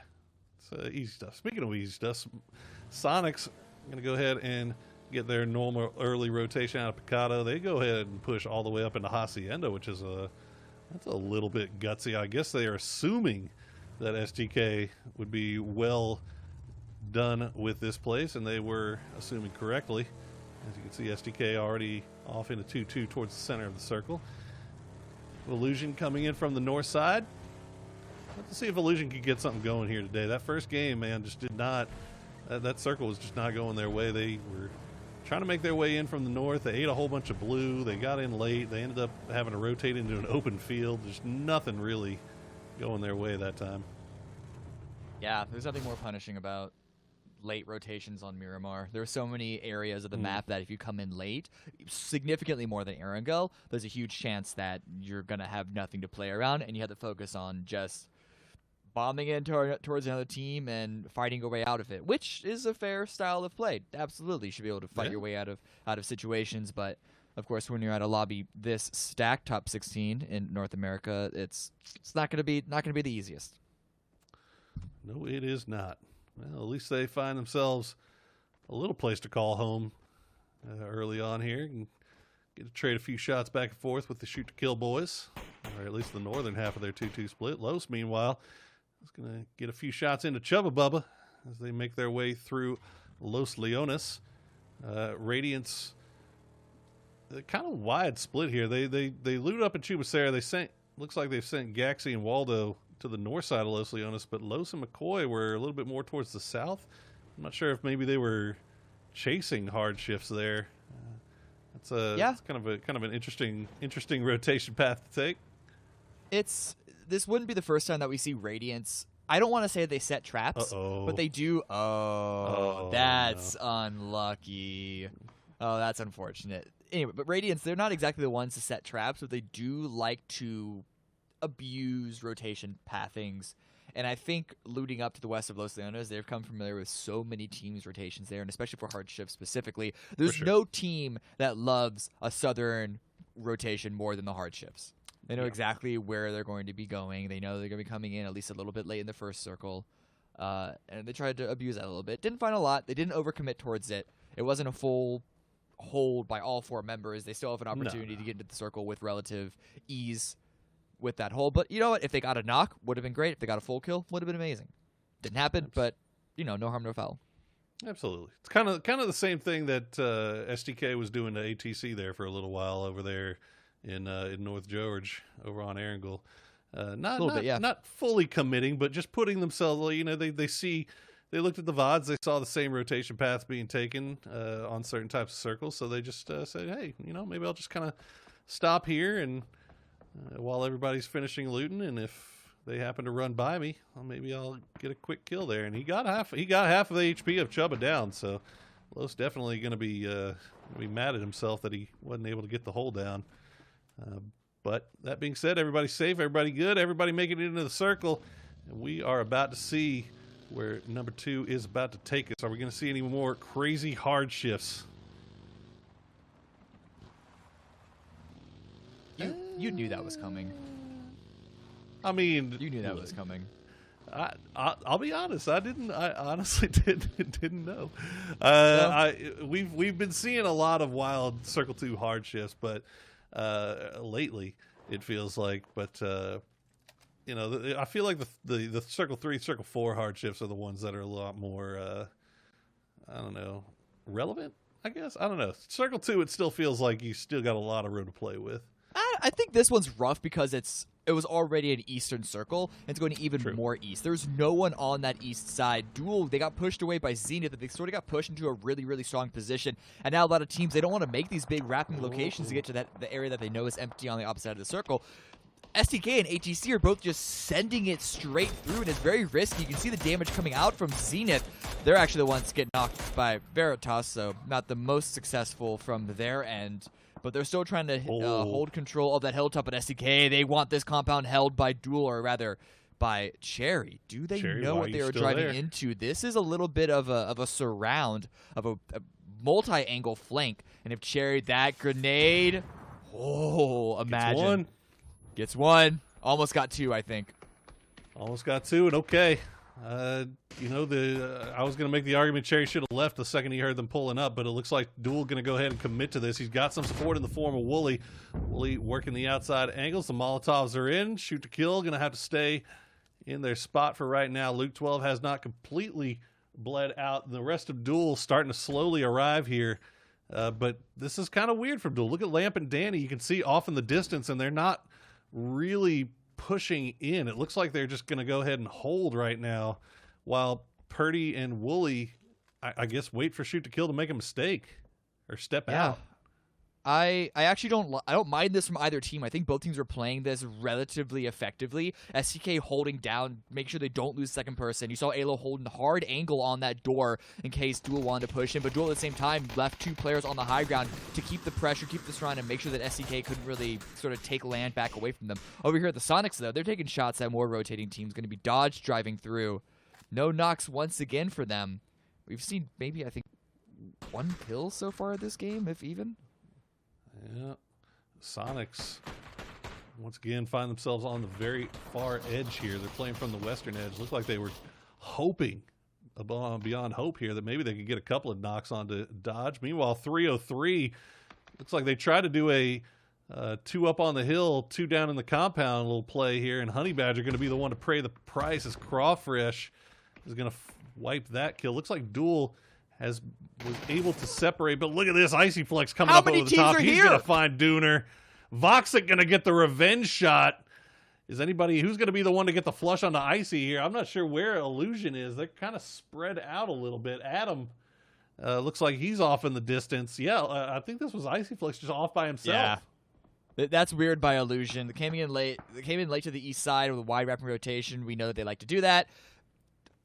Try to take a bit too much ground. You have to imagine running into there's about 4 or 5 teams off fighting for this exact same hill, but the fight has stopped. They're waiting for the next circle because they all could rotate if we see another hard shifts, and that does seem to be the case. Duel and STK, this hilltop is still inside, but it's on the edge, and so Duel especially have a really good position to try and get down that hill into Al Azhar, where they're going to have a better possibility of playing out the rest of the game. STK, though, they're trying to punish the retreat. Yeah, this is what I'm wanting to see from Duel here. You've got STK pushed up against the edge of the circle. It looks like they're not going to care about it. They're just going to go ahead and try to find better position. But they could have maybe gotten themselves in a good spot to maybe do a little bit of gatekeeping, but not going to be the case here. As we see a little bit of urban combat between Dodge and Veritas in the southwestern corner of El Azhar. They've got Liberate on the hillside just to the south, just out of range of the mini map. Kind of overlooking that, and you can see Carnage and Duel also making their way in on the north side of El Azhar. Now they're going to be joined by 303 as well, as we have a bunch of teams just crashing it into the city, Cam. I mean, it's either that or try and get to the hilltop, but when it's already taken, that's such a hard push to take. But Duel, how are they getting away with this? They're just sending players across the road, and they are still up. They are still standing. They've grabbed 3 kills out of this, and the 2 duos are quite separated because of Carnage's wedge right in between them. But I don't know. We know how good Duel are in fights. There's a reason why this is the team that we focus so much on why are they not performing to the level that we expect them to. And so I think this is the good right when I say that, Danny G gets dropped. You know what? That's fine, game.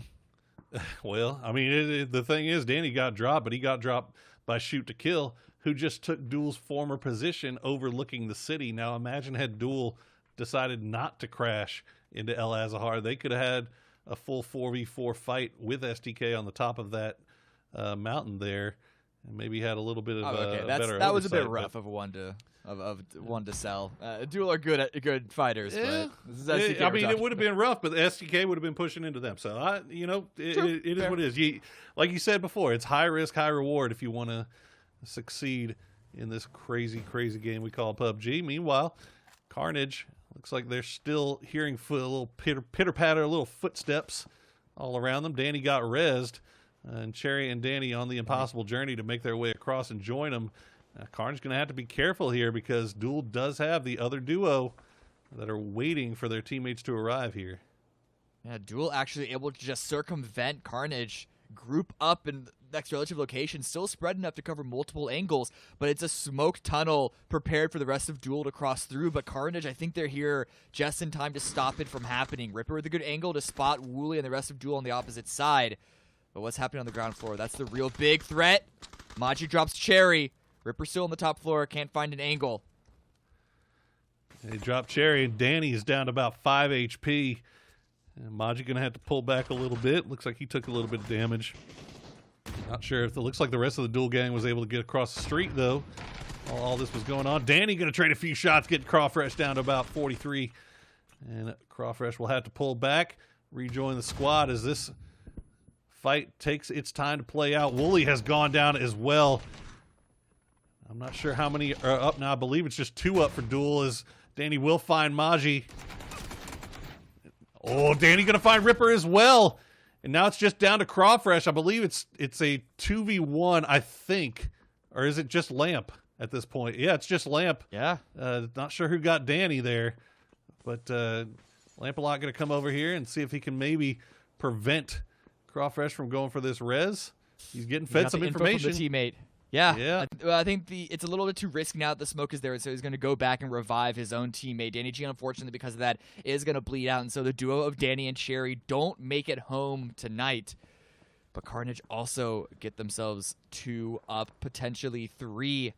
Maji should get revived just shortly, and I don't know if Duel are going to want to push in on that, especially with this circle shift. Another hard shift towards the west. They might just want to use this as an opportunity to try and retreat, use the cover of the buildings. But STK, they're not retreating. They're sending it in. They got the down onto Crop. They said, go ahead and send it with 2. We'll see what we can flush out of here, as I believe it is just down to Reno. Or Crop, rather. I guess they got the down onto Corsac. They got Crop still remaining alive. A few shots going to come out. Not going to get the down just yet. As Civ trying to find an angle here. Civ and Alo. They got the above ground support from Kurt and Luke. And meanwhile, cut back to Duel. Duel and Carnage still trying to avoid each other, but all of this camera going on outside of the circle. Yeah, and they're actually getting shot from the high ground from the hills just below El Azahar, held by Hardshifts and the Comets. That could be another fight all of its own, and Lampalot does get down and fully secured by Lobes and J-Sync from Hardshifts. It is just one standing for Duel. We were looking at them. They're in such a good spot, but it all fell to pieces when they got separated inside the city. But look at this approach by Comets. Yeah, just sneaking up. Hardshifts. You have to imagine they are none the wiser. You know, I think they may have an idea that somebody was back here because Chubba keeps looking, but I think Chubba lost track of them, and he's looking way too far. He doesn't realize that they're right up on top of him. Meanwhile, J-Sank is hard scoped in on below, and now they're aware. Okay, Hardshift's going to fully turn their attention back towards the Comets. We'll see if Comets can make something happen with these throwables. Nothing landed for him just yet, though. Clearing out some area, but it's a big wide playing field, and J-Sane gets the first initial knock. Blinded, can't get the second. A little bit of damage on Victor, though, should slow him down, but no, the grenades are still going to come out, but the blue coming in is going to do a lot more damage, but so does Lobes, pulling the trigger multiple times. Tap, tap, tap. And it's just Victor remaining. They know where he is. Unfortunately, the blue is keeping J-Sane from getting revived. They have bikes. If Hardships wanted to retreat, they don't have to move far with this circle. Yeah, that is a kick in the pants there for Hardships, as they were looking real nice with a high ground position 4 up, and they end up losing J-Sank to a snaky team. But all things considered, they still come out on top of this. We'll see if they can take care of Victor, or Victor's just going to end up going down to the blue. Meanwhile, Carnage, 303, still making their way out. Wooly managed to make his way right into Veritas, and it looks like Victor actually got it down onto Chubba before he knocked his he got both. He got a double. Oh, no. Oh, no. He peeked over Victor from the blue, got a double knock right where he turned away. Classic Classic PUBG. And it's just Maluk trying to toss the smokes out to keep at least one of his teammates alive. If he can get this 1v1 fight, he can maybe get a revive, but he's actually just going to molly his own teammates. Oh, well. Oh, That's a brutal in-game leader. Oh. Okay, Maluk will put an end to Victor's reign of terror, but not before he has just absolutely cost hardships everything here. As now Veritas is coming up to see if they can finish what's left on the plate, and yep, they're going to find him. Maluk goes down, but Veritas getting shot at from range here. I believe that's Liberate, taking a few long-range shots here from Ice Tech, but they should remain fairly safe. Veritas, good job there smelling blood in the water, make their way up that hill without getting spotted because Ella Azahar was, well, of course, deep in the blue at that point. But Radiance versus Sonics, these two teams seem to sort of play footsies with each other a fair bit. Might have to fight on that southwest side, but SDK, they took out a dodge a couple of minutes earlier. Now they're pushing across the road, climbing up that hill, taking out ATC, potentially taking out Zenith. The mystery, I guess, becomes too big of a nuisance. We've seen a lot of action so far, Cam, but none of it really has involved any of our top 3 teams, but they've all managed to make it in with 4 up, and now it looks like Sonics and Radiance are going to start squaring off. We'll see if Radiance can do the world a favor here and take care of Sonics. Shrimzy going to go out here for the flank. He's going to spot out one, get the down, but he's immediately going to get traded out. Another down will come out. It will get traded out as well. Down to 2v2. Win and Tiggleton still up here for Radiance. Looks like Waldo gets knocked very low. McCoy trying to play that anchor role very far back. Waldo's got a great ridge line here to play around, though. And it's really kind of up to Radiance what they want to do. And it looks like Waldo wants to go in here and finish his plate. Nicely done. He spots out Win just in time. He's going to duck down. Let's see if Win can do something here. Circle shift comes in their favor. They don't need to finish this fight so soon. But of course, the sooner the better for either team. It gives them a little bit of luxury to take their time with it. Tiggleton peeking around the rock. Waiting to see where Radiance push up. They're able to get 1 revive. Sonics as well. So it's 3 versus 3 right now. But Radiance, they're going for the 4th potentially. Grenades coming in. Mime and Tiggleton pushing. Oh, it's a dangerous push. Tiggleton needs to be careful. He spots out Waldo. He spots out Gaxi. He spots out another one. Gets the first down, but doesn't get the others. Waldo does get flushed out. Gaxi does go down. Mime gets traded out. Gaxi gets flushed out here as Win and Tiggleton are now 2v2. They're going to find 1. They're going to find 2. Sonics clean it up, but not before losing 2 players, but 6 kills on the board and the entire southwest of this circle to themselves. That's really the victory there. Obviously the points, obviously the placement, but the area of control around them. And look at the high ground.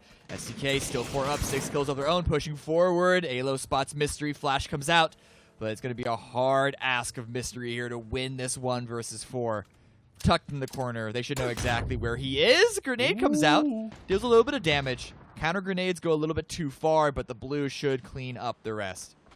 Yeah, the blue is definitely doing a lot more than tickle there. As Purdy will flush him out with that grenade. 7 kills now for STK as they are just wrapping around the edge and cleaning up. We've seen STK do this so many times in the past. And right now, they are just getting as many points as they can. They realize Oath is in the compound. Oath 4 up, still feeling real strong. We do have Veritas on the other side of the circle, but we'll see if Sonics can do a little damage to STK, or is STK just going to run right through the Sonics boys as they have everybody else so far? The high ground that Sonics have has got to count for something. That's a hard push. Yeah. I mean, they're not exactly going to be pushing down. SDK can tell that they're a little uncomfortable because good luck trying to cover all of your sides here. They have to hope, honestly, they're probably going to want to go super aggressive on this fight. Sonics, that's going to be the case, but Purdy does get knocked by Tiggleton, continuing to be a solid rock here, but Alo up close and personal flashes coming out. This could be huge. Oh, that's so good, but Alo goes down. Tiggleton is on fire right now. He gets a second knock onto STK, and Oath They smell the blood in the water. They've come behind. They might be able to get the flank onto Uncivil. They spot him out. They get him low. Don't get the knock just yet. Luke 12 also taking a bunch of damage right now. His shoot to kill. We're looking so nice. And now Civil's going to go down to a well-placed grenade from Relo. It's all down to Luke 12. What can he do? He's got a little bit of room to hide. And that's going to be Sonics and Oath trading shots back and forth right now, avoiding Luke 12 for the time being. Civil has not been flushed just yet. Can shoot to kill actually salvage this? Maybe. The circle does shift away, which gives, I guess, a little bit of pressure onto Oath and Sonics to push towards the east. Could give him an opportunity to make the run over to Civil, but it's big open ground. Sonics surely are waiting for this to happen. Oath have, I think, a better opportunity to leave. They don't have as much information on the fight details as Sonics does. Sonics want to finish this out. But yeah, Veritas, this is, look, there's any top 4 that you'd expect after watching PCS 1 and PCS 2, this is it. This is going to be really, really close. Oath, as we see, still 4 strong. Veritas, they have the circle, but they have to watch everywhere because there are so many players still alive. Shoot to kill finally gets finished off by Sonics as Win and Tiggleton now have to figure out how they want to sneak into this circle.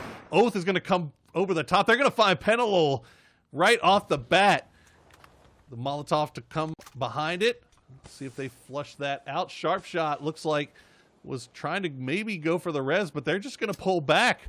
Veritas leaving Pentalol for dead here as they try to get a better position to fight from. This is not the spot that they wanted to engage.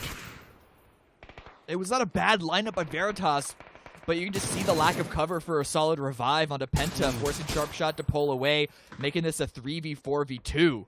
And, well, got to be quickly a 2v4v2. No. If Jazz's knock can get fully secure, Tiggleton continue to push forward. Goodness. Zero patience Tiggleton has towards anyone else right now. Spots out Oath, hides behind cover, and is just waiting for H-Win to follow up behind him. Veritas got deleted in a matter of seconds.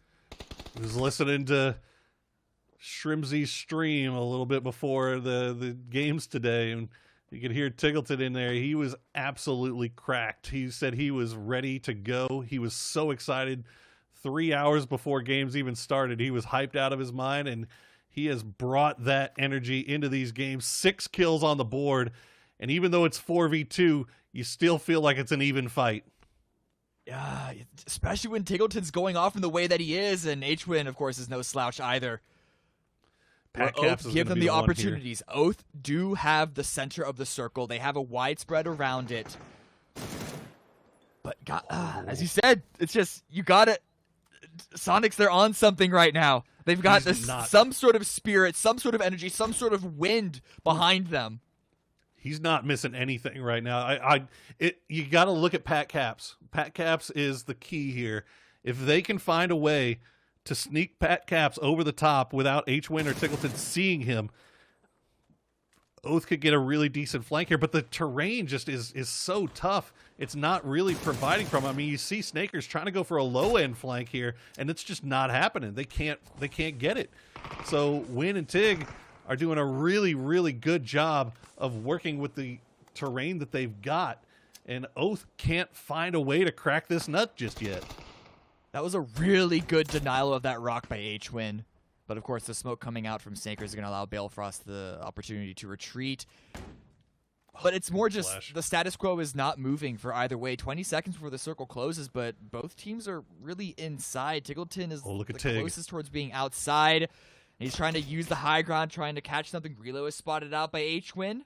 Tiggleton maybe trying to wait for the peak, but as you mentioned, Pat Caps is even closer. Well, Tig knows to expect this. He knows to expect the over the top. He's going to try for the why not? Why not? Yeah, you know, the exploratory pan over the top. One of these days, that's going to kill somebody, and it's going to be hilarious. Right? But Eventually. Tiggleton was 100% expecting that topside flank there from Pat Caps. Ends up holding it off for the time being, but Pat still holding ground right now. And meanwhile, H-Win somehow has found the low round spotted. grab. But he has been spotted. Oh, Bale. Quick on the trigger is going to spot out H-Win. And now it's just Tig. Do you run into the blue? Do you not give up the point? Yep, that looks like what he's going to try to do here. Pat? Nah, Pat's not having it. and that's back-to-back wins for the Oath boys. But is it enough? The Sonics, they're still on one, man. All the work that Oath is doing right now. That's the problem, because yeah, sure, Oath got 2 in a row. They just took second place, but in this game, when second place goes to Sonics, who have, I think they might actually be tied in total points from this game because of the amount of kills that Sonics have. It's only a 6-kill win for Oath. It's definitely on the lower side of things. But what a way to sort of keep control in their favor towards the end game. Good job by Oath. They did have the man advantage, but they did not look at that situation and take Sonics lightly. They covered all of their bases. They did not give Sonics any room to breathe, because if they did, there's a real possibility that Sonics, just the way that they've been playing that game, the way they've been playing today, they could have taken that.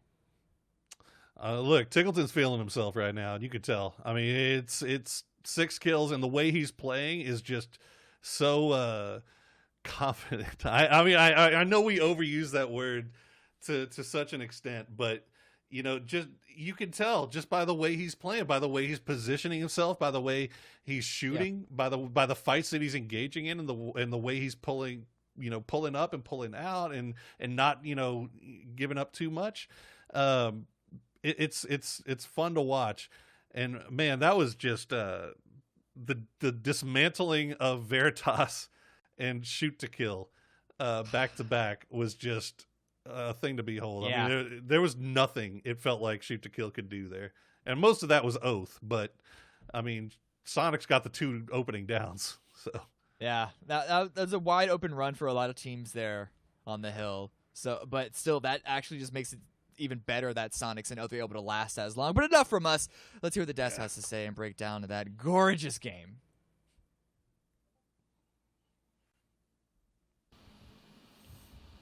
Oath, it's magic. With 2 wins in a row, not too shabby. Sonics come in second, and I'm going to go to Godspeed first, because you said something that might be a problem after that game is ST not okay. Yeah, man. I mean, that was really great for Sonics that they ended up being the second team, or the only other team left alive when Oath had full control of the circle. And that's great. That's great for Sonics as well, because they didn't give up too much of their lead to Oath, who's now in second place. So realistically, great for both Oath and Sonics. STK, not great at all, considering they got pinched by those teams. And so now that pushes Sonics ahead as well as Oath, and STK kind of falling behind. And I'm still not counting STK out, by the way. No, right. But that sure as hell doesn't help their case, especially when the 2 teams above them are continuing to kind of cannibalize those points. Well, we're talking about the teams in that mix, Hypoc. There was also, and we talked about them right before this match started, we need to see more out of Veritas. Should they have won that? Was that the Veritas, or was that more of a Vera throw? I mean, Oath flexing out to third-party SDK, there was a huge factor to consider. But I mean, the entire time Sonics, Oath, and SDK were tied up, Veritas took control of the entire circle. They literally had control of everything. But when Oath swung back round to the north side of the circle on the edge of that hill, they actually ended up forcing Veritas away from that area and into the waiting arms of H-Win and Tig. So that was I mean, it was just a tragic series of events for Veritas. They're chilling the entire time. They're like, look at the kill feed, boys. Everybody's fighting each other. We can just chill. And to be honest, they didn't really chill. They actually took control. They did what they should have done, but they just got forced away at the wrong moment, and Tig cleaned it up. Well, and speaking of unfortunate situations, it continues to be hard times for the hard shifts, Godspeed. It seems like yet again they get caught between a hammer and an anvil, and while Maluk makes a play, it's just not enough. I really like that team, man. It makes me sad. It makes me sad to see how they're really struggling here.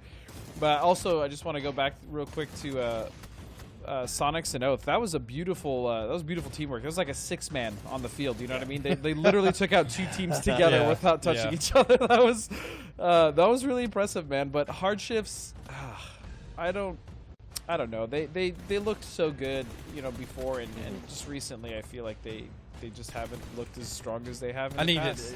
I need a vac spam, by the way, for that spray transfer from Tig. That was absolutely disgusting. But Poro's absolutely right. You can tell when Tig's feeling himself, when he's going for these aggro, but almost over like streamer mode. Yeah, he's I'll ego this. Over peeking, but he's like, yeah, cool, okay, I'm just going to mop up 3 in the radius. Yeah, no big deal. Guys, don't worry about it.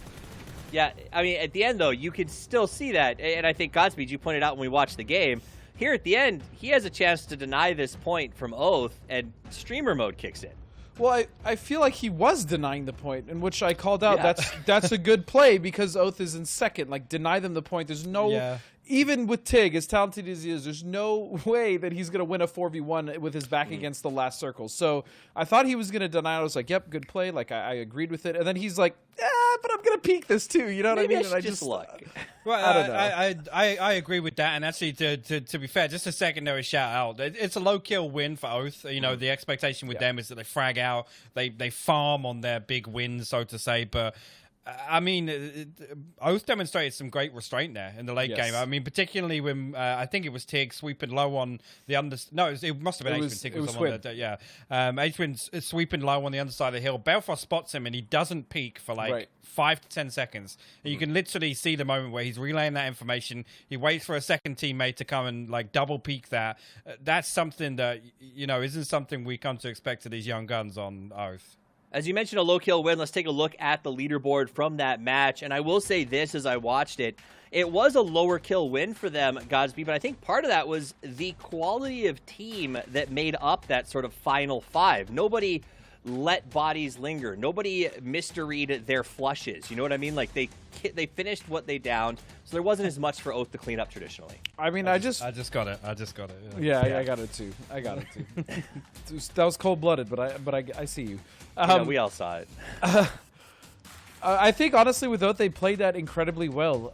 Hypoc is right in the sense that they had a lot of control and they didn't really step over, and they just forced everyone else to fight so that they could kind of pick off what they wanted to. And ultimately, I mean, yeah, it's a low kill win, but the way that they went about securing that victory was incredibly impressive. And yeah, we expect big kill wins for them, but I personally love to see this out of them than just going ham, losing to still winning, but it being kind of sloppy and all over the place, or potentially even losing. I thought they played that very well, and even though Sonics, you know, tied because of the amount of kills they had, all my praise goes to Oath for closing it out the way they did.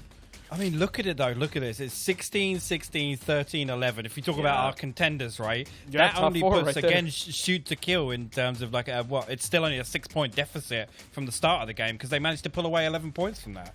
And I want to also point out ATC poops the bed twice in a row as they go out in 15th place on this one, too. So as we talk about top contenders, it's relevant to track the top 5.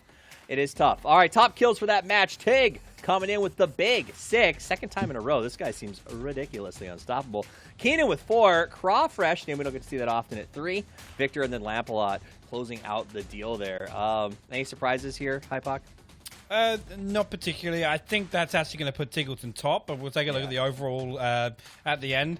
There's a little story within that Kills top 5, which is the Carnage and Duel story, which was just like the weirdest, longest drawn-out fight I've ever seen. Wooly looked like he had to foot rotate from Impala to get back to regroup with the rest of his team for some reason when there were 2 people down, but that was just so long and drawn out. Again here, no surprises. Tiggleton and H-Win putting in massive work for Sonics.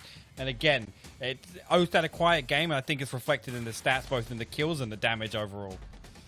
Godspeed, I feel like Tiggleton is often the loudly sung hero, but H-Win has been a significant force on this team that I think doesn't get the love that sometimes he deserves. I'm going to be honest. Pac and I had this conversation off stream after one of the broadcasts. People really seem to forget that Hwin was one of the top 10 fraggers in North America. Like, he was truly consistently. Yeah, he was incredibly strong. And I think because of how much star power and how crazy Tig is as a player, we tend to forget that not only Hwin, but let's not forget about Shrimzy, and let's not forget about the work that Mime did in PCS1. I mean, overall, Sonics as a package now, and I think with Tig getting just so comfortable competing again, that team is just so scary. And Tig specifically is so scary when he's in streamer mode, as you know, you guys just alluded to, when he just doesn't care. He's just like, I'm just going to peak this. I don't care if it's, one of the best players in North America. I'm just going to do this. The good thing as well about that is that I would put Tig in a 1v1 against pretty much any player, right? And then if you put him then in a 1v whatever situation, do you know what? Most of the teams in this lobby, I still got Tig winning. I still got Tig too. And you know what? Or Quinn. Actually, to follow on from that, I could probably say the same things about all the members of Sonics. Yeah. It's a tough life being the rest of the team, right? Like, we managed to, for just a briefest moment, pivot over to Quinn and Shrimzy and the rest of the guys, but then we're right back to Tig because he is just that good. 43 freaking kills is absolutely insane. Deserved. I mean, Yeah, it's very deserved. Stupid. How That good said, he though, is. but let's take that a step further, though. Tigleton is a name that we've talked about for a while as just an outstanding fragger. Marsalek is 3 kills behind him on the overall and significantly ahead of Quinn, Shrimzy, and Roth. And we don't, before this season, have you talked about Marsalek? No. Not at all. I don't think I've ever said Marcelek's name before. To be honest. Out loud. Yeah.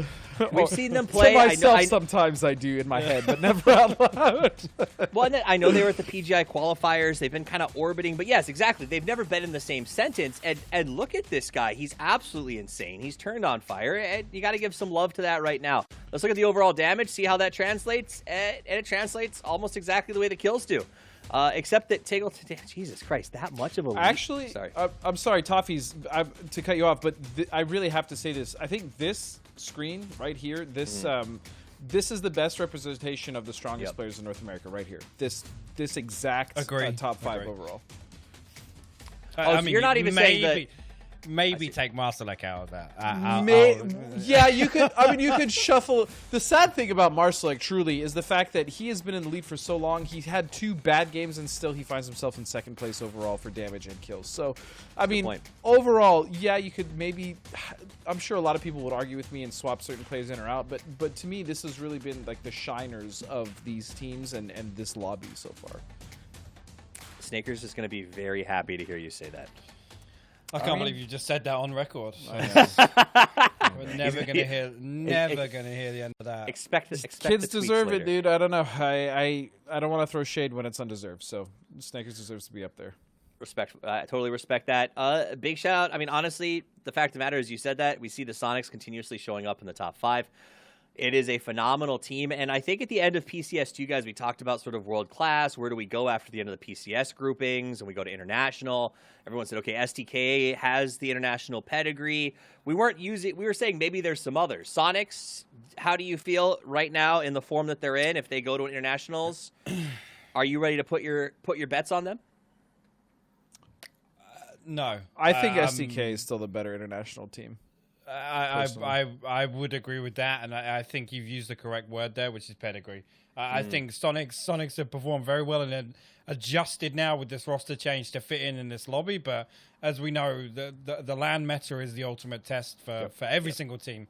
And I think it would be a big surprise for a roster's first time on an international stage be absolutely dominant. So I don't say that to kind of play them down at all. I just think it's a huge expectation to expect a team to have a roster swap, come back in, and bear in mind Sonics have only been together since the start of the year. We've only had the PCS online stuff. It's a different environment. Mime doesn't like studio lights or anybody moving around his PC whilst he's playing. So I think all of those factors are ones to be considered. True. Absolutely. Godspeed, thoughts on preparation? I mean, honestly, international can't be far away.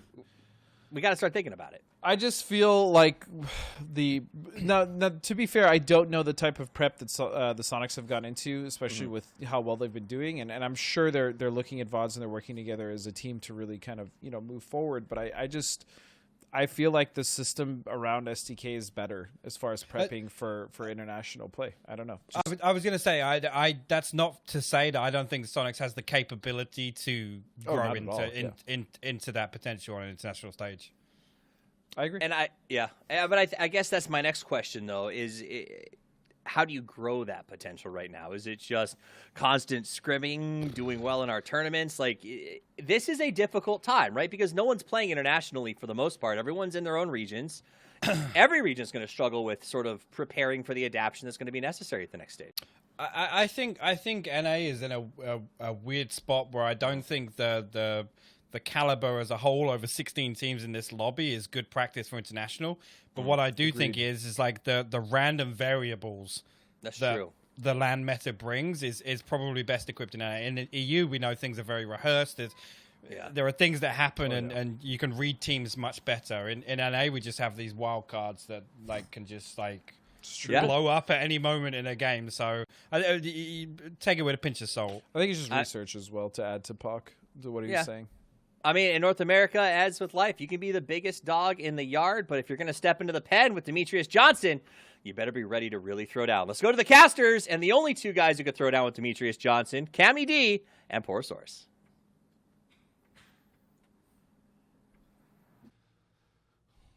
I'll let you take it first. No, don't sign us up for that. Don't volunteer us for that. That's all you. If you're listening, that's all lies. Lies. I heard Cam say that he's pretty sure he could outlast you. Did not 8 rounds. Did not say that. Did not say that. Pretty sure that's what you said. Nope. I'll tell you what. It's looking like Sonics came into this thing looking like a champ, and the way they've been playing, it looked like they came in with all intents on closing this thing out early and putting it out of reach. But Oath, 2 back-to-back wins have made them probably the biggest villain that I have seen in Twitch chat in quite some time. Really? How's that Twitch playing chat out? does not like Oath right now. Oath out here to try to take everybody's E points away or whatever, all to render their coupons worthless. But Sonics, man, they're holding on. They're holding on, and I gotta be honest with you, Sonics has looked like the best team in the lobby so far, despite the fact that Oath has won 2 in a row. It's nuts. Well, yeah, I mean they're still looking really good, but that's because, and I tweeted this out earlier, like last week or something. But Sonics seem to be the only team that don't have a single bad day, and I wanted to look at the numbers again this morning. And yeah, they're the only team that are in the top 5 that have all 4 games so far before today, like not just all right games, days, good games. SDK had a really bad day 1. Oath had a bad day 4. HEC, they didn't have any bad days, but they've had 2 sort of like B-level days, which could be all right, but when you're going up against Sonics, who have A games, A days every single day of competition so far, that's a hard check. And HEC, it seems that this might be their first bad day, judging it halfway through. And Sonics, it still seems to be still a good day for them. Sonics had a bad half day. We count that?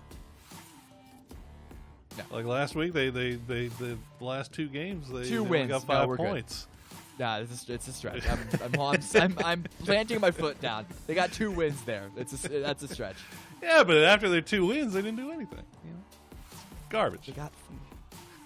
They're the worst. Yeah, you're right. You're right. You know what? You're right. Worst team ever. Completely just fell off of a cliff at that point. No. I mean, according to Twitch chat, Oath is the worst team ever. They're garbage. They're terrible. They're noobs, and they get circle luck, and all the other horrible things that you could think of to say about a team that has literally just won 2 games in a row. So it's okay, Oath. If you go back and you watch the chat, don't feel bad. It's just they're not mad at you. They're mad at the fact that you might take their tickets away, and I'm sure you actually don't really care about that. No, they don't care. They're actually they'd be loving that if that were the case, and I can see why. Yeah, they'll play a villain. They will play a villain. Oh, Snakers will 100% play a villain. You don't think Snakers will be tweeting? Oh my goodness! You know. Stop talking potential. That is a constant happening. That is true. I mean, look, hey, we were talking last week about how Sonics has probably been writing their victory tweets in their head for the past couple of weeks now. A couple of drafts. And Shrimsy got it sitting in the draft, ready to hit the big red button to send. And you know what? They have deserved it. They have played absolutely out of their minds. Obviously, Tickleton on another level in the end game that time. But as the boys said, man, H-Win has been doing a fantastic job. Shrimsy been doing a fantastic job. Mine been doing a fantastic job. That whole team firing on all cylinders right now. And it's really good to see that they're finally able to kind of pull it together here during the Grand Championship, because for a while there, man, it was starting to look like NA might be a one-horse race. Yeah. Especially considering when we came into PCS 1, like, oh, there's 3 teams all vying for the top. Who's it going to be? And it was just all sort of SDK. Veritas put up a really good fight. It was a tiebreaker at the very end. We can't take that away from them. It was a very good fight. But then when you combine that with the results of PCS 2, when it really was just SDK running away with anything and everything, it was looking very, very dire. And then if you want to, there is an argument for how far back you want to consider results for when you make sort of predictive judgments. But still, the fact stands, the only time that NA has actually showed up in a solid way in an international competition during 2019 was STK during Face it. Yeah, during the FACEIT Global Well, Summit, which was over a year ago, a solid year and a half ago. So I think, different team for them, different teams, plural, but... True. I mean, we could also stretch it if you wanted to and say that Lazarus came in first at PGC group stages before going to finals. If you wanted to stretch that, yeah, that's up to that's up to it's that's a up note. to you. It's a footnote. You think definitely it's noteworthy. it adds into the conversation, but yeah, especially the fact that it is still the same team that we're talking about.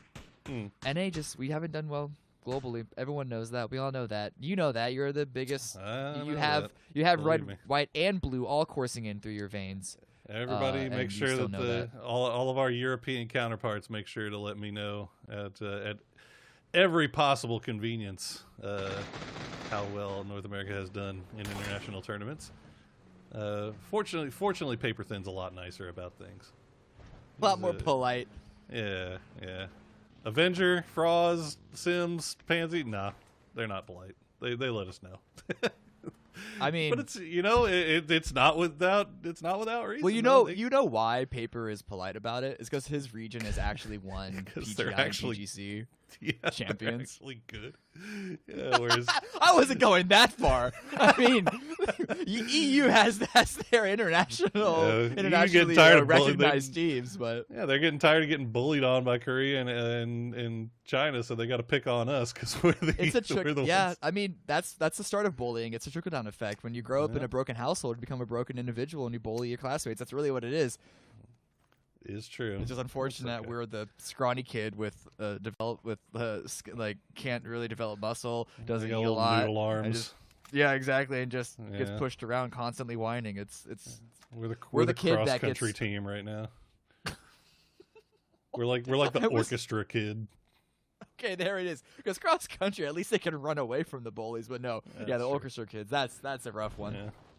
It's like you're not even banned. You don't even go to the football games. You're not even on drumline. Get out of here. Well, that's what makes orchestra better because you're not obligated to spend more time. Better.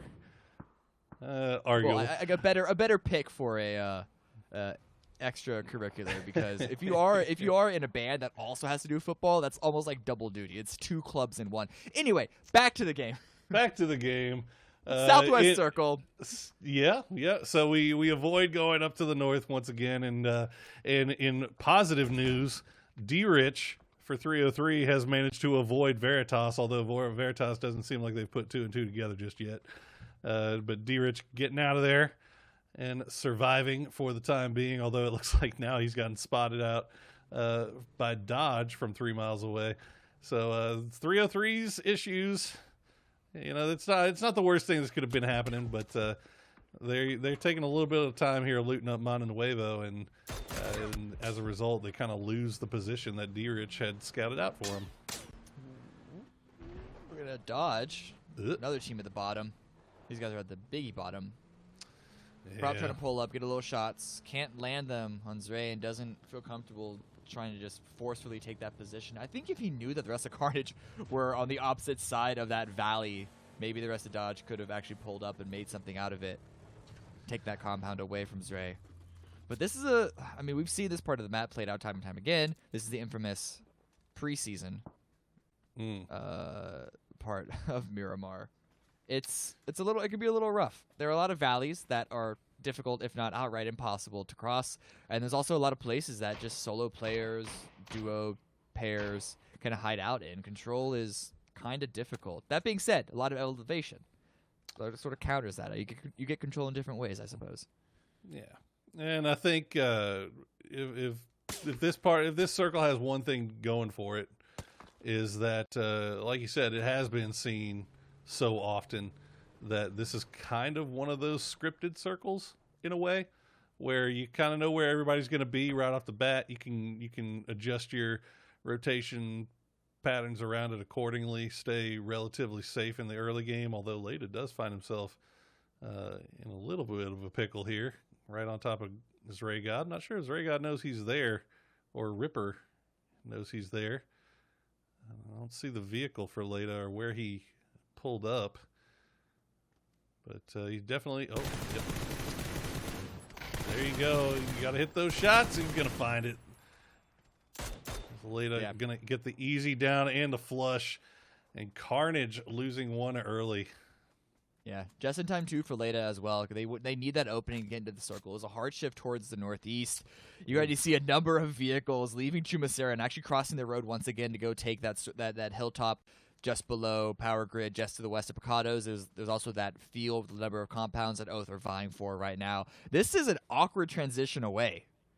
So many teams did their best to get on these hilltops, sort of drive their way up these mountains, and now a lot of them have to leave just to give space to the teams that are going to be pushing in from the south. This could be another similar race that we saw from the previous game when it shifted all the way towards the east. Yeah, this hard shift off to the northeast looks like it took a lot of teams off guard a little bit, or maybe not necessarily off guard, but I think most teams thinking this was going to cut a little bit more towards the center. But for the most part, looks like most folks are going to find a fairly easy rotation. Radiance going to go ahead and leave the Church of Los and find themselves a nice little barn compound. Liberate going to find themselves a little hillside ridge line right next to hard shifts, trading shots back and forth on the southern, well, not really, southern half of the circle, really. But for the most part, everybody already inside this thing and have pretty good position. Yeah, you have Valdemar and that river that cuts through the bottom of that first circle to thank for a few teams having to move too far to get inside the circle. We still see a number of teams maneuver around to give up space so they wouldn't be really fully pushed on. Dodge right now taking some shots at a rotating Fabled, but there's a shark in the water. There's Sonics right here in this compound. I think, like I said, he's going to want to try and scout it out. But the two members of Sonics inside, because, of course, it's a 2-2 split. It's Miramar. You got to expect to see that happening. But take it in mind, they seem to be maybe perhaps a little distracted by ATC. Could give an opportunity for Fable to push in unannounced. Yeah, looking a little quiet for the time being. Fabled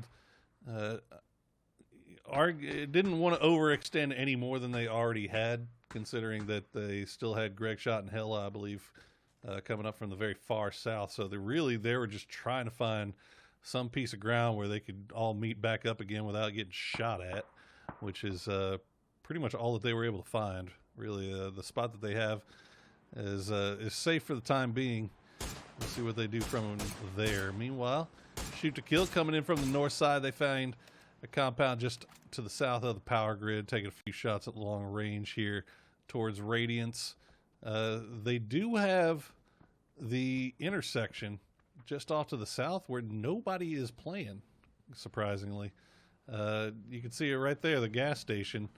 We're kind of used to seeing teams play that pretty early, but nobody there right now. Interesting.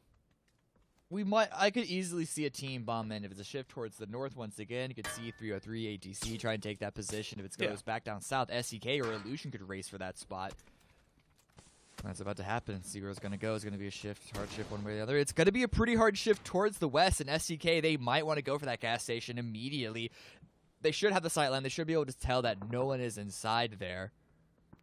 It's kind of a more or less.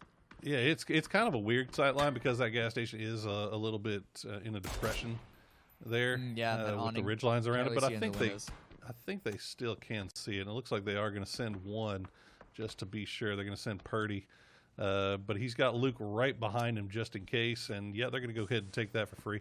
Meanwhile, Sonics, they're going to regroup at their position, take a little bit of fire from Fabled and from ATC, but nothing too substantial. But look at this. Comet's going to run right up on top of Oath. Pat Caps going to win the 1v1, get the flush. He's down to 13 HP. We'll see if Comets can do anything else about this. D-Treats wrapping around. Haven't found him just yet. Where are the rest of Oath? Good Molly. Yeah, good Molly to stop the push there while the rest of Oath group up with Pat Caps and try to give him assistance. The smoke comes out to allow Pat Caps to cross if he does want to retreat from this position. Grenade though from D-Treats. Doesn't find anything. Maybe a little bit of a tickle onto Pat Caps' toes. Just on his heels.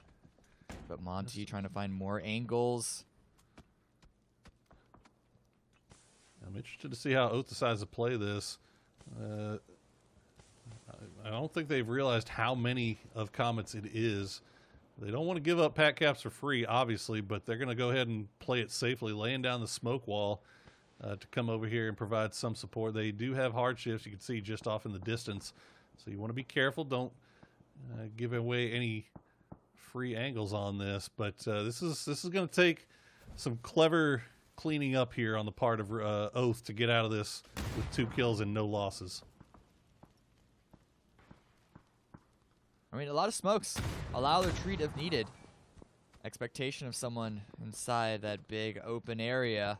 Flash is going to come in to stall him out, to stall Monty out. Not allow the push. Multiple grenades still, but Pat Caps took a lot of damage. Not able to retreat like he originally wanted to. And because of D-Treat's presence inside this building, he's forced to hold the angle. And the rest of Oath, well, they've backed off. Yeah, they lost their smoke. Yeah. They lost their opportunity to get Pat Caps out cleanly, so I guess they're just going to either take this fight or hope that Comets retreat. Not a bad call. It's still a 4 versus 2, but maybe a little more risky this early on in the game than they would have hoped for. Yeah, they were getting shot at from behind, from the north, downhill from Radiance, which is what brought Pat Caps pretty low. Meanwhile, that would do it. Well, it looks like Duel going to make their way in on the south side, but they've got Zenith with multiple lines of sight on this, but no clear easy shots. Let's see Roth take a few here. A rapidly moving motorcycle, but it looks like Duel for the most part should be okay. Let's check on this new circle, moving over just a bit to the west, so Radiant's going to have to move. Oath and Comet's going to have to come to a head here because hardships, you got to imagine, are looking at that with a little bit of hunger in their eyes here. Uh-oh. Duel trying to roll up, but Dodge holding strong here. Crossfire set up as well as the support from the high ground. Have really, really good angles, but there's still Cherry up. And if there's a single player that you cannot count down on the side of Duel, it's got to be Cherry. The Energy also did some good work, at least in the initial engagement last game. But what can they find? That's the problem. It's still 4 versus 3 if Lamplock can even get revived, but Finna doesn't want to allow that to happen. Luckily, Cherry calls it, gets the knock, gets the full finish. Finna, that was ballsy. Racing. All by yourself. One might even say it was a little bit dumb. He ends up giving up his life for free. Cherry should be able to get this res. Corsac just going to hold for right now. He can't get a whole lot of support from his teammates because of Fabled. Meanwhile, we'll cut back over to Houston Hardships, who finally had to move into this. They're going to get the opening down onto 1. Can they get Monty as well? Or, no, they kind of in a rough spot here because they can't over-peak it. They can't try to go and finish it off because of Oath. And, yeah, the res is going to come through. Where are you? Whoa, Lobes! Oh, that's big. And it's going to be does Waldo, knock him. too. Yeah. The pressure from Radiance is just a lot for these teams down on the south side. Pat Caps was able to get his way over to Oath, but how is World Hardships able to find their way in? D-Treats is caught out because Comets also have to try and rotate away from this position. But Hardships, they might want to consider trying to push further south. Problem is, so many teams on that south side. Surely they know it because they're just being able to read the circle, read the positioning. Do you just call for a vehicle send across that sort of valley into where Liberate are? I mean, there's not really much else they can do. They got to do something, though, quickly because that blue is collapsing on them. They are going to hop into the vehicles. We'll see where they decide to go. Looks like they might have designs on wrapping around south, as you did suggest. But as you did also said, there's a lot of teams down there. Zenith, Liberate, Duel, Fable, Dodge. We'll have to see where they decide to go, where they decide to enter in. There is a lot of terrain around here that they can play around, and it looks to me like they have found something safe for the time being. Yeah, they don't push too far. They don't overextend their welcome. They know they're safe. They go no further than that. But Liberate in the middle of a fight with Zenith could give an opportunity to Hardships push in if they want to be so aggressive. Rob goes down. Working the high ground, assistance of Liberate come in. They're not peeking onto Zenith because they're being pinned down by multiple other angles. Yeah, Fabled coming up behind them. They can't really do anything to protect their fallen teammates. So Addit and Simply Matt just going to have to try to hold the top of the hill for the time being. Meanwhile, Oath and Radiance are now squaring off. Snaker's going to land a few nice shots in, but not enough to get the down. He's going to get forced back, I believe, by some long-range shots here from the anchor in McCoy. Radiance, though, they're in a really rough spot here because they're hanging out on the side of this hill where I think Shoot to Kill has vision, or at least Purdy Curdy does. So they can't really wait here forever. They've got to decide what they want to do. New Circle might end up forcing their hand a little bit. Hardships and Oath, though. Hardships, they didn't go aggressive onto Liberate. They went onto Oath position. First knock coming out from Lobes onto Relo. Lobes gets the second. It's going to be a full secure as well on that one. Snakers, a little bit of a distant shot from him. Trying to give it back, and he's able to get one knock onto J-Sync. And Pat kept his own angle, could find something, but it was the two close-up players taken out immediately from Oath that are really going to slow this down. Easy reset from Hardships, make this a 4 versus 2. Grenade comes out, it's not going to find anything. That was actually really nice from Hardships. They realized that the South, if they continued rapping, was going to be a little bit too hectic, so instead they moved back over here to see if they can maybe catch Oath off guard. They end up catching 2 for free. We'll see what they can do about Pat and Snakers, though. These two are a handful to deal with. Snakers has that ridgeline that he can keep peeking up over the top. You also have that third variable of Radiance that's going to come in at any time. Snakers gets a lot into Maluk, but not enough to get the down. And now he's coming up over the top. Chubba will get the win there. And it is so close. Look how low all of these Hardships players are right now. You gotta feel for him there, and now Patcap's trying to leave. Radiance heard that fight, and they want to execute on it. They want to take full advantage of that engagement. Unfortunately, Hardships already healed up, and because there wasn't a single knock, they can't find much more than that. They clean up Oath, and then they back away. Gaxi calls out that he finds a path into the circle. It's also a good call because, again, so many teams on the south here. The kill feed is lighting up once again. Zenith a big part of this, as well as Duel bleeding out, dying out in the blue right now.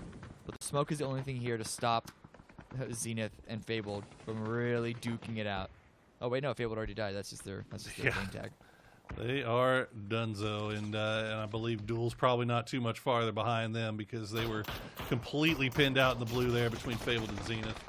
Cherry, the last one up. We'll see if he can make his way in. Meanwhile, Dodge getting pincered here a little bit between Sonics and Veritas. It's down to Crop, Corsac, and Reno. We'll see if they've got a nice little ridge line to work with, but this is just asking to get grenaded here at some point. 2 down for Veritas already as Jazz and Penta have already bit it. It's down to Keenan and Sharp Shot, and they look like, oh my God, Keenan. That was that disgusting. One was dirty. Oh, that one was bad. The first few were just, he was setting them up. It's like, hey, I can't hit my shot, JK, and here are the nades that you mentioned. They know the revive is coming in, but they don't want to allow it to happen. Fortunately for Dodge, it does go off. Look how close Keenan is. Find one. Can you find the other toesies? Yeah, you can. You're not hiding behind that thing that long. And all right, he sees the shack. He knows exactly where that last player is. Meanwhile, Hardships does get flushed out, and Sonics now are going to leave their compound, see if they can come up over the top. They're going to find Zenith, and that's going to be it for them as Cherry actually gets the down onto 2 of them for Duel, getting 2 points for Duel there. Well played there by Cherry, coming out of the blue as the Snake. And the Zenith getting bit in the butt a little bit by him. Well, it was all secured by the Sonics, and they're pushing through a little bit of FOMO on their end. That's a lot fewer kills than they've had so far in the previous games. And they want to get those. They want to bump those kill numbers up, stay far away ahead of the competition, taking control while they can. They have 4 players. They have 4 kills as well. Shrimzy. God, we don't talk about this kid enough, man. Shrimzy is just absolutely so improved from last year. It's like night and day, and it's just a joy to watch these guys playing together now, as it feels like they have absolutely everything figured out. The whole game is played out in front of them, and we'll see what they can do now, as Illusion has managed to get their at least 3 inside here to late game. They've had a rough go of things this tournament. Radiant's just going to hard crash into ATC, and Marcelic has a nice prep grenade. He's going to find Los. McCoy going to take a few shots, not going to find anything. He's going to find him in the hallway, though, and Norcus and a Radiance immediately gets waxed by ATC. Not a single down. Oh, yeah. Melon on that higher ground angle from that window surely did a lot of work as well.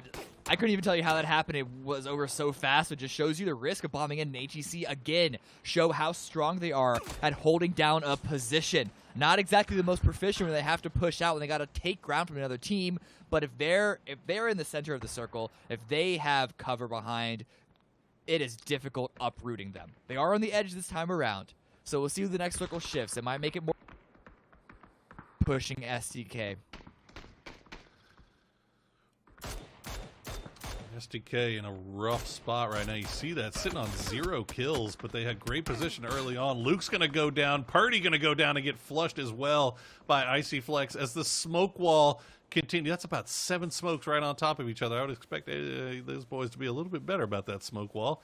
Maybe space it out a little bit more, but you know, when you're getting shot at, you gotta do what you gotta do, man. It's rough sledding here. We'll see if the STK boys.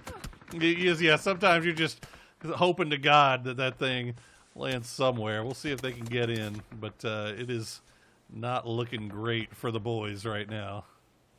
Yeah, I mean, good early game movements by STK to get this far without a lot of trouble. Good macro rotations, getting themselves away from the chaotic fights on the hills, but kind of got to pay the price for it at some point. 0 kills is the first. The second is going out. At least they're making it into the top 5. Do you think they ran how out much of longer? smokes? Luke 12, but yeah, there's not much more that they can do. ATC on one side, Illusion on the other. They're just unable to get those first initial knocks to make it an easier pass through as well. Ugh, you hate to see it. Team just getting absolutely ripped to shreds. There is nothing that STK can do here. And there you go. Win going to be the one to do the honors. Gets the final down. And that is going to be it for STK as Sonics 4 up. Complete control over the south side.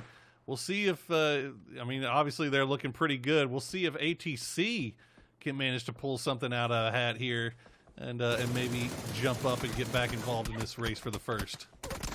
It's also 3-3 in Illusion. Not exactly the same. Not really worried about prize that they're fighting for at this level of the competition.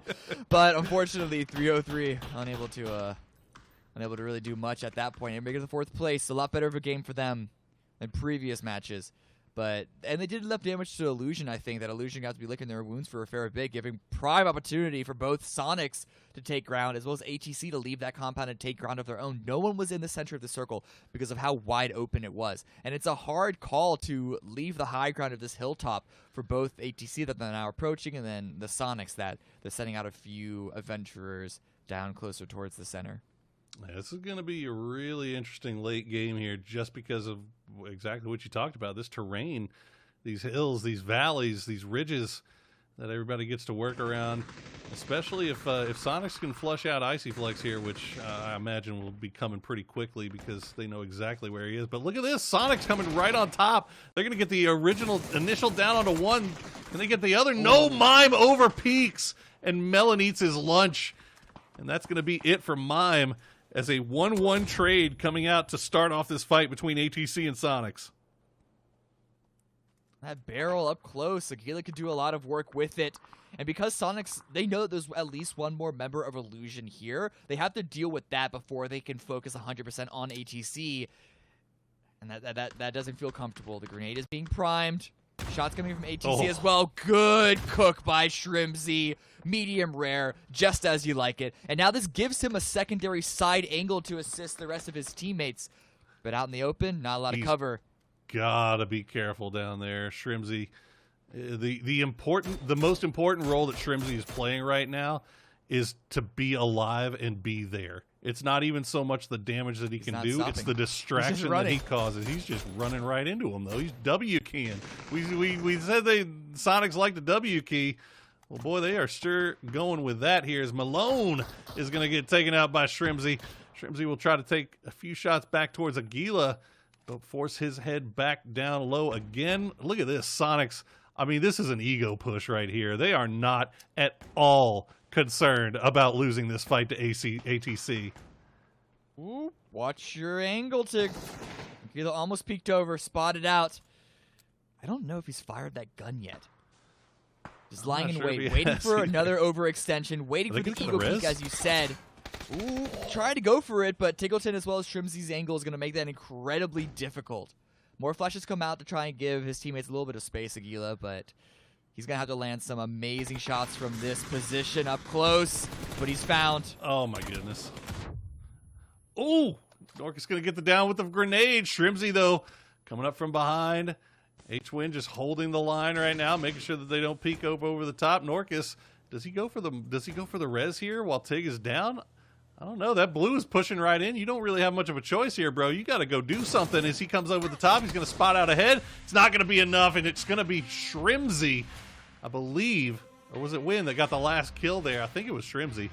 But ATC managed to make it to the late game. But Sonics, the rich just get richer, Cam.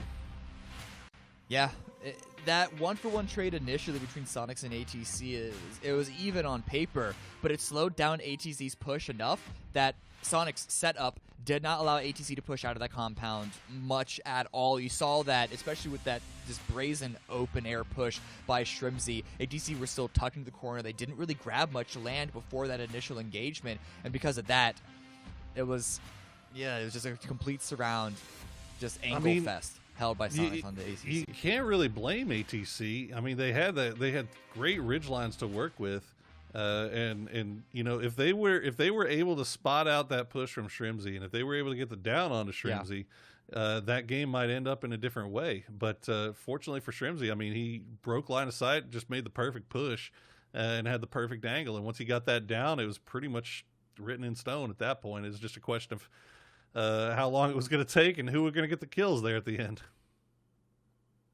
Yeah, but Sonics, another win. They just got a second place. It was an all right game one for them as well. Oath tried to catch up, but I think we're looking at like still a 50-point lead for Sonics after that game. It's a pretty nice lead. It's a pretty nice lead. If you're gonna have a lead going into the last couple of games, or last game of day 5, that's the one you want to have. But let's hear a little bit more what the analysts have to say about this one, guys. Take it away.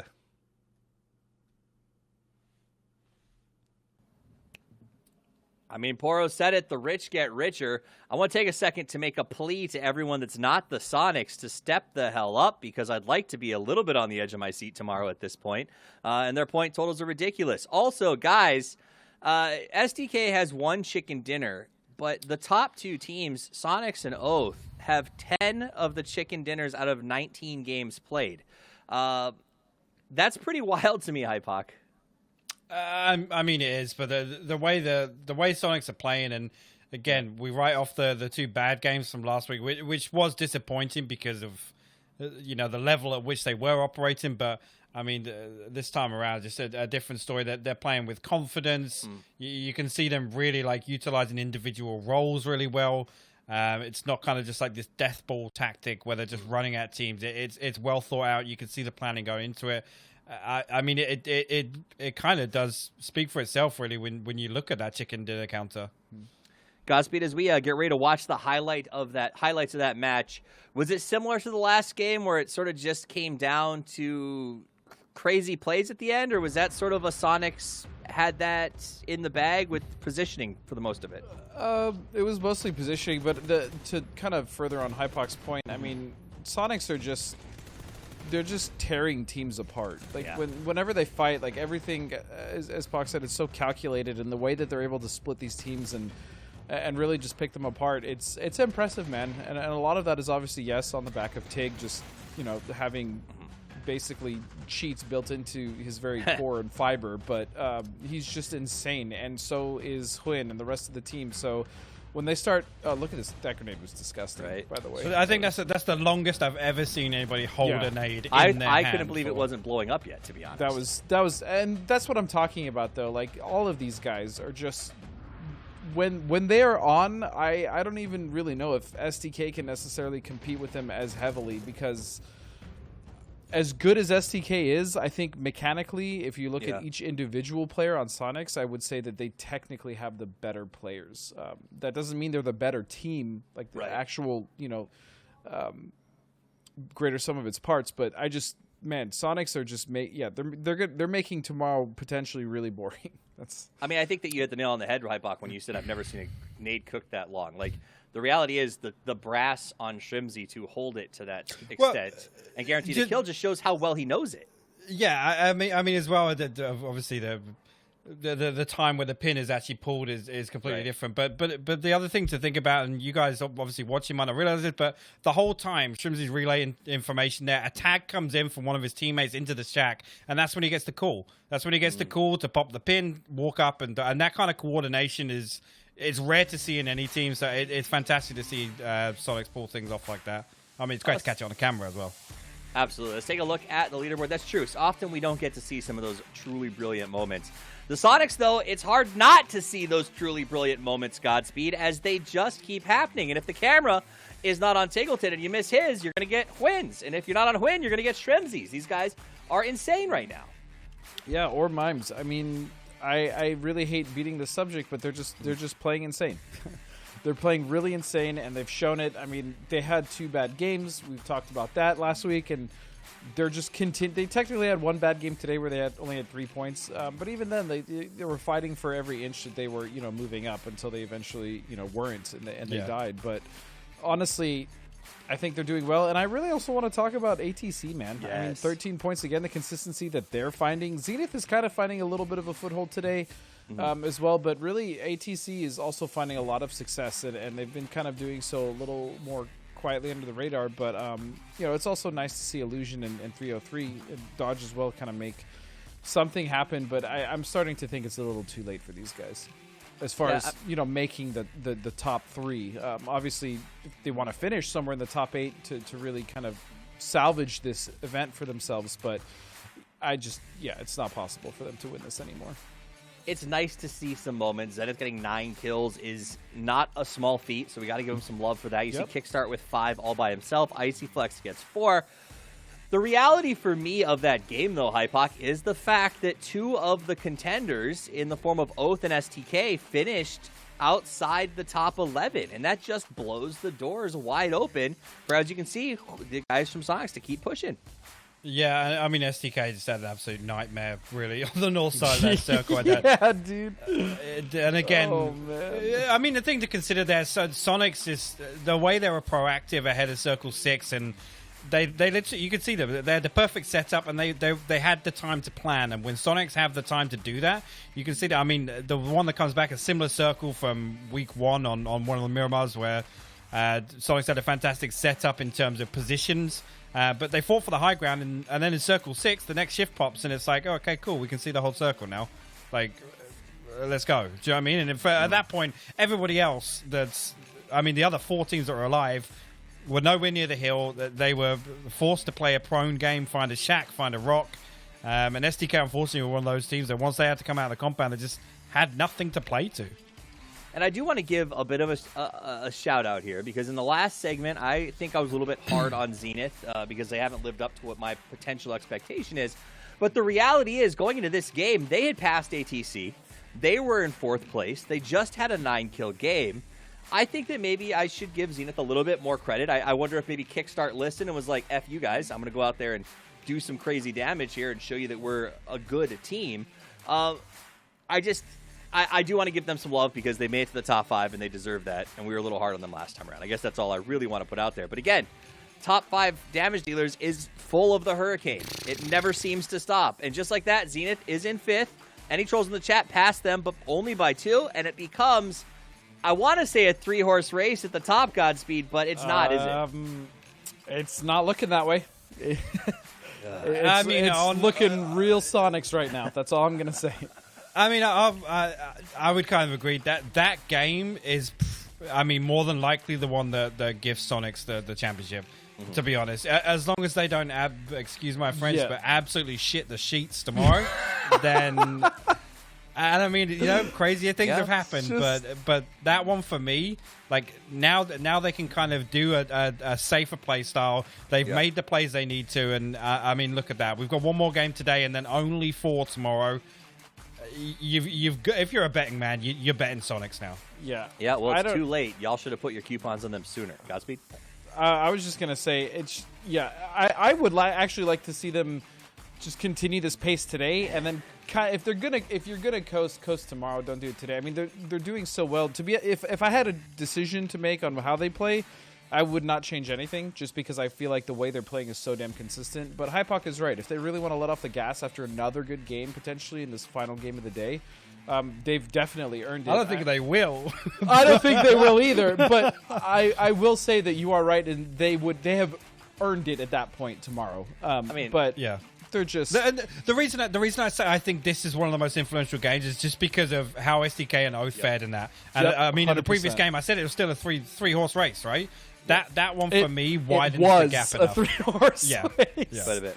And of course, Godspeed wants to see them continue. Godspeed being the only one of all of us who picked Sonics to win this whole thing on day one. I can actually feel the increasing swagger coming from him across the nation right now. I can't wait. I could be a little more, I guess, flaunting of it, but I did predict, again, a month before this tournament started, that not only the Sonics would win, but that Tig would be the MVP, and I'm just looking real universe brain right now. I got lucky. I just got lucky, I guess. Fair enough. And that, by the way, marketing already for the MVP vote. Total damage, Tigleton, 9.4K. Remember, Marsalek was on his tail going into this game, and it has become a significant... Tig's ridiculous. That's all I have to say. He's nuts. I can't really get over it, I mean, yeah, I don't know, man. How do you stop it? I don't think you can. I mean, he's literally walked through teams of 4.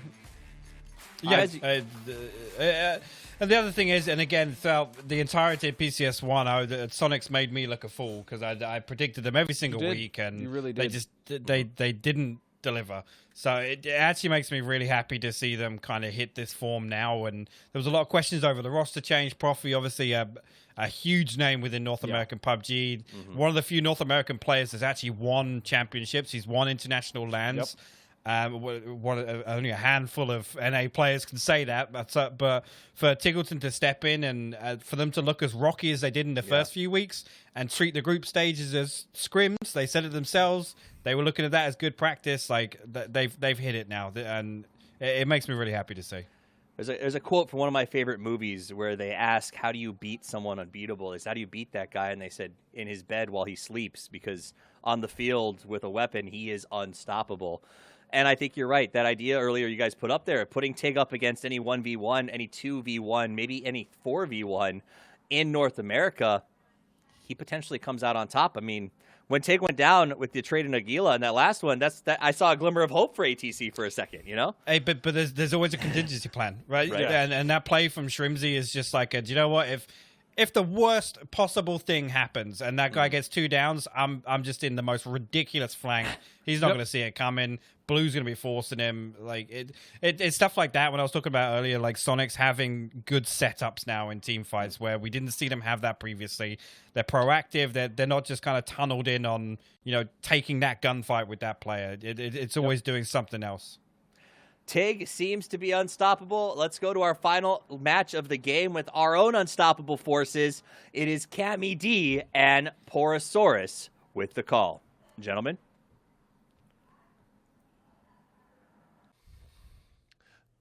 Thank you once again, gentlemen. And again, Cameron, Sonics, what else can you say at this point? They are in full control.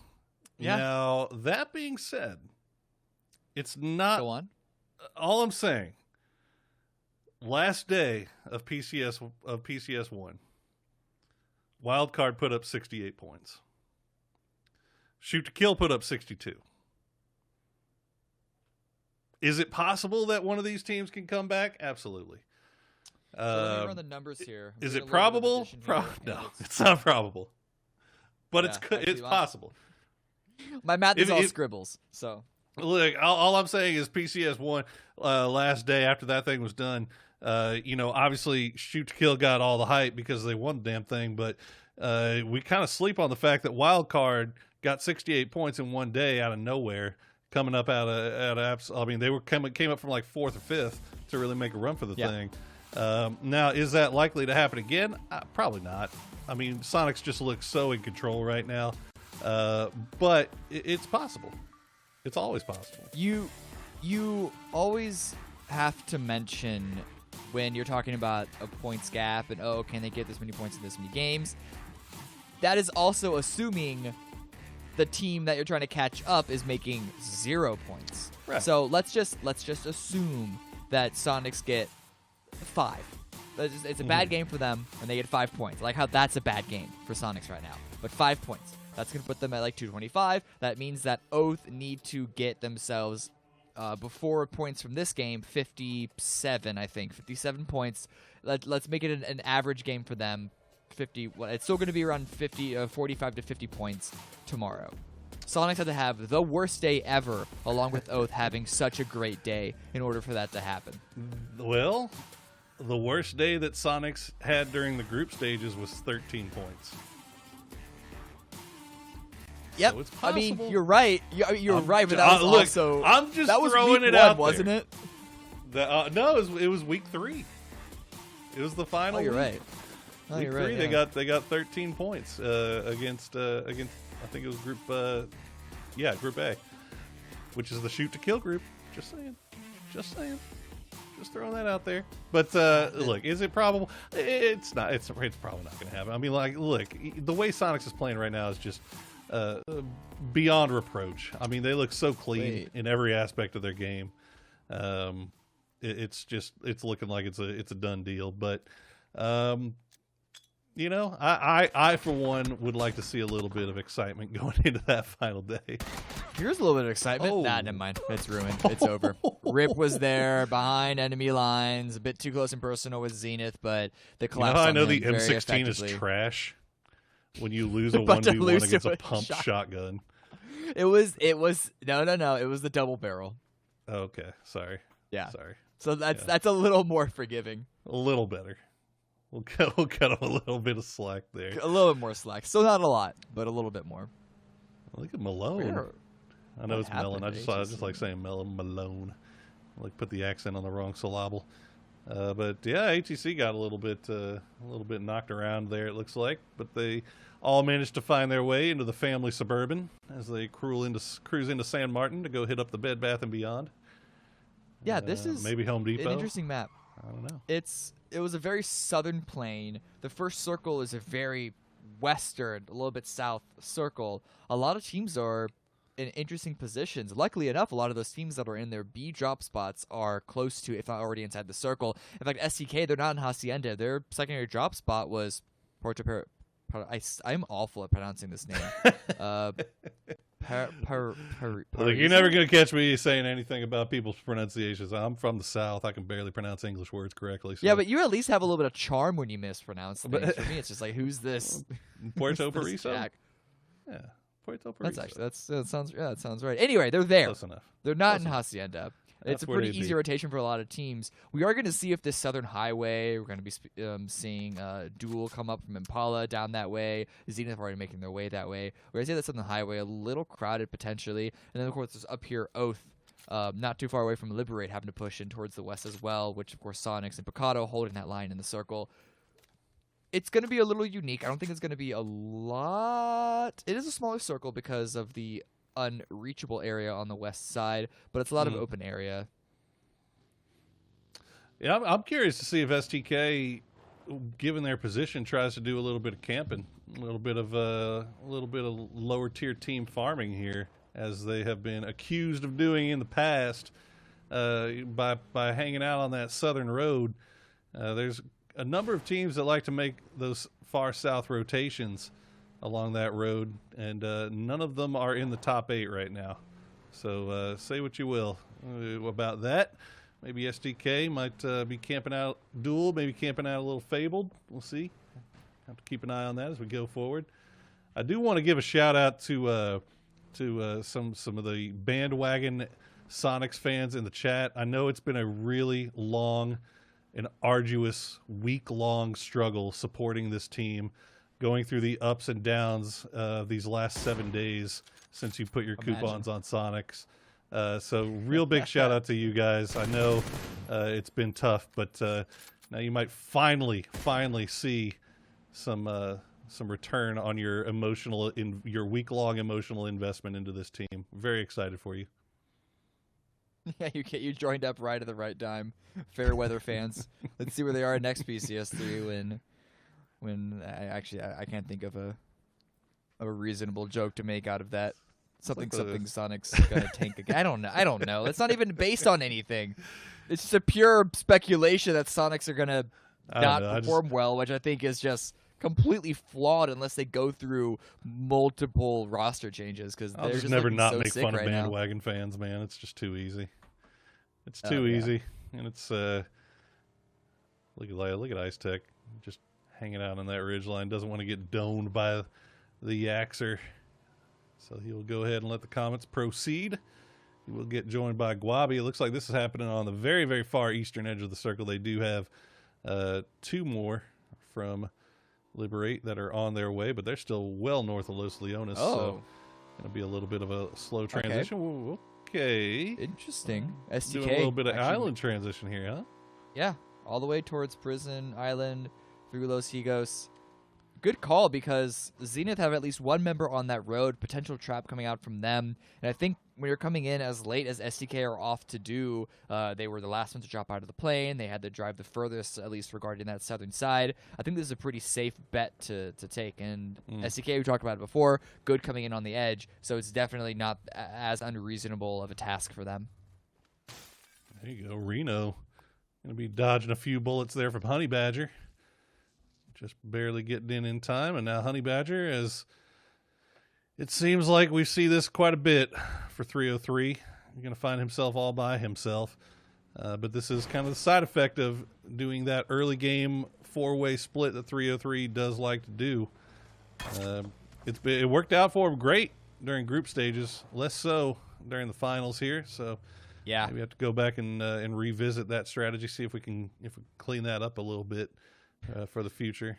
And what are you doing, Gaxi? Where are you, buddy? Yeah, actually, where's the rest of the team? We just saw Radiance roll up on the low side of that hill. Maybe Gaxi was either stuck because of the players here, couldn't leave, but he's finding an opportunity because of that. People had no clue that he was there. Can't land the shots. Get it. One more on the Haxene. One more on your EU brother. And not going to happen, unfortunately. Not the easiest shot to land, but it was so close. Oh, that kills, man. Oh, that kills. With a barrel. Oh, well, there you go. Hella going to go down to Leda, though. As Haxetti manages to get inside the building, but Hella gets spotted out from the high ground here, and that's going to be a push coming out from Zenith. They have to know. They know that Haxetti's in there as well. That's looking like 2 free, easy points right there for the Zenith boys, and that's a good crash. I like this. Ooh, Roth is a little far behind. I think that's what causes Leda to stop. It's not going to be a full send in. It's just going to be a smart grenade to secure it. Bounce away doesn't happen. But that could have actually been a really good bounce to keep Hexetti from crossing over. Either way, he's putting pressure, not giving Hexetti any sort of room to breathe. It's going to be an easy finish onto Leda, and the shot's coming out from range from the rest of Zenith all the way across that valley. Oof. There you go. Nice grenade from Roth is going to clean that up. And Fabled, their early game woes continue. It has not been the same team that we saw in the first day of finals. As, once again, Fabled, if nothing, remaining consistent with their with their finals performance. They come out hella strong, and then they go out hella early, as they're having a little bit of time finding the late game. Oh, he saw those toesies, didn't he? He saw a head. Was aiming on the shot. This is a very comfortable shift. no water, no unreachable land, like none of that nonsense. That cliff on the west side, it's almost essentially water. It's a heavy shift towards the east, but it doesn't affect that many players. This is, I think, a really good shift to see. It's going to sort of make this a more standard game than what that circle could have easily become if things went a different direction. We'll see where SDK decides to go here. I'm kind of interested because they were on the outside of the circle from that wild rotation that they did all the way down to the south from the island. And now it looks like they're going to continue wrapping around to the north here. Maybe come in from the northwest or western side. Carnage, meanwhile, looks like Zeragod going to give Ripper a little boop and scoot up over the top of the mountain. A little push. Yeah, just a little boop. Bit of a where risky they're gonna rotation go because here. Yeah. here it is. Here are the vehicles trying to find the angle. A couple of shots on the Ripper. Maluk's actually leaving while these guys are rolling up. Almost like two ships passing in the night. With Hardships trying to find their way into a better, more secure location that's closer towards the center. Good grab by Carnage, or at least the first pair. Problem is, Zenith now are expecting more vehicles to roll up behind, and so the other duo might have to reroute towards a different direction. But could be disastrous considering the terrain that they're driving around. I mean, just the absolute luck for Carnage there to blind send over the top of the mountain to a compound that they had no vision of. I mean, I'm looking on the mini-map there. There's no way that they saw that they were able to scout that out. And they just blind rotated in, and they get fortunate enough that Maluk is going to go ahead and leave that to them. So Carnage really got their lucky rabbit's foot out for this one.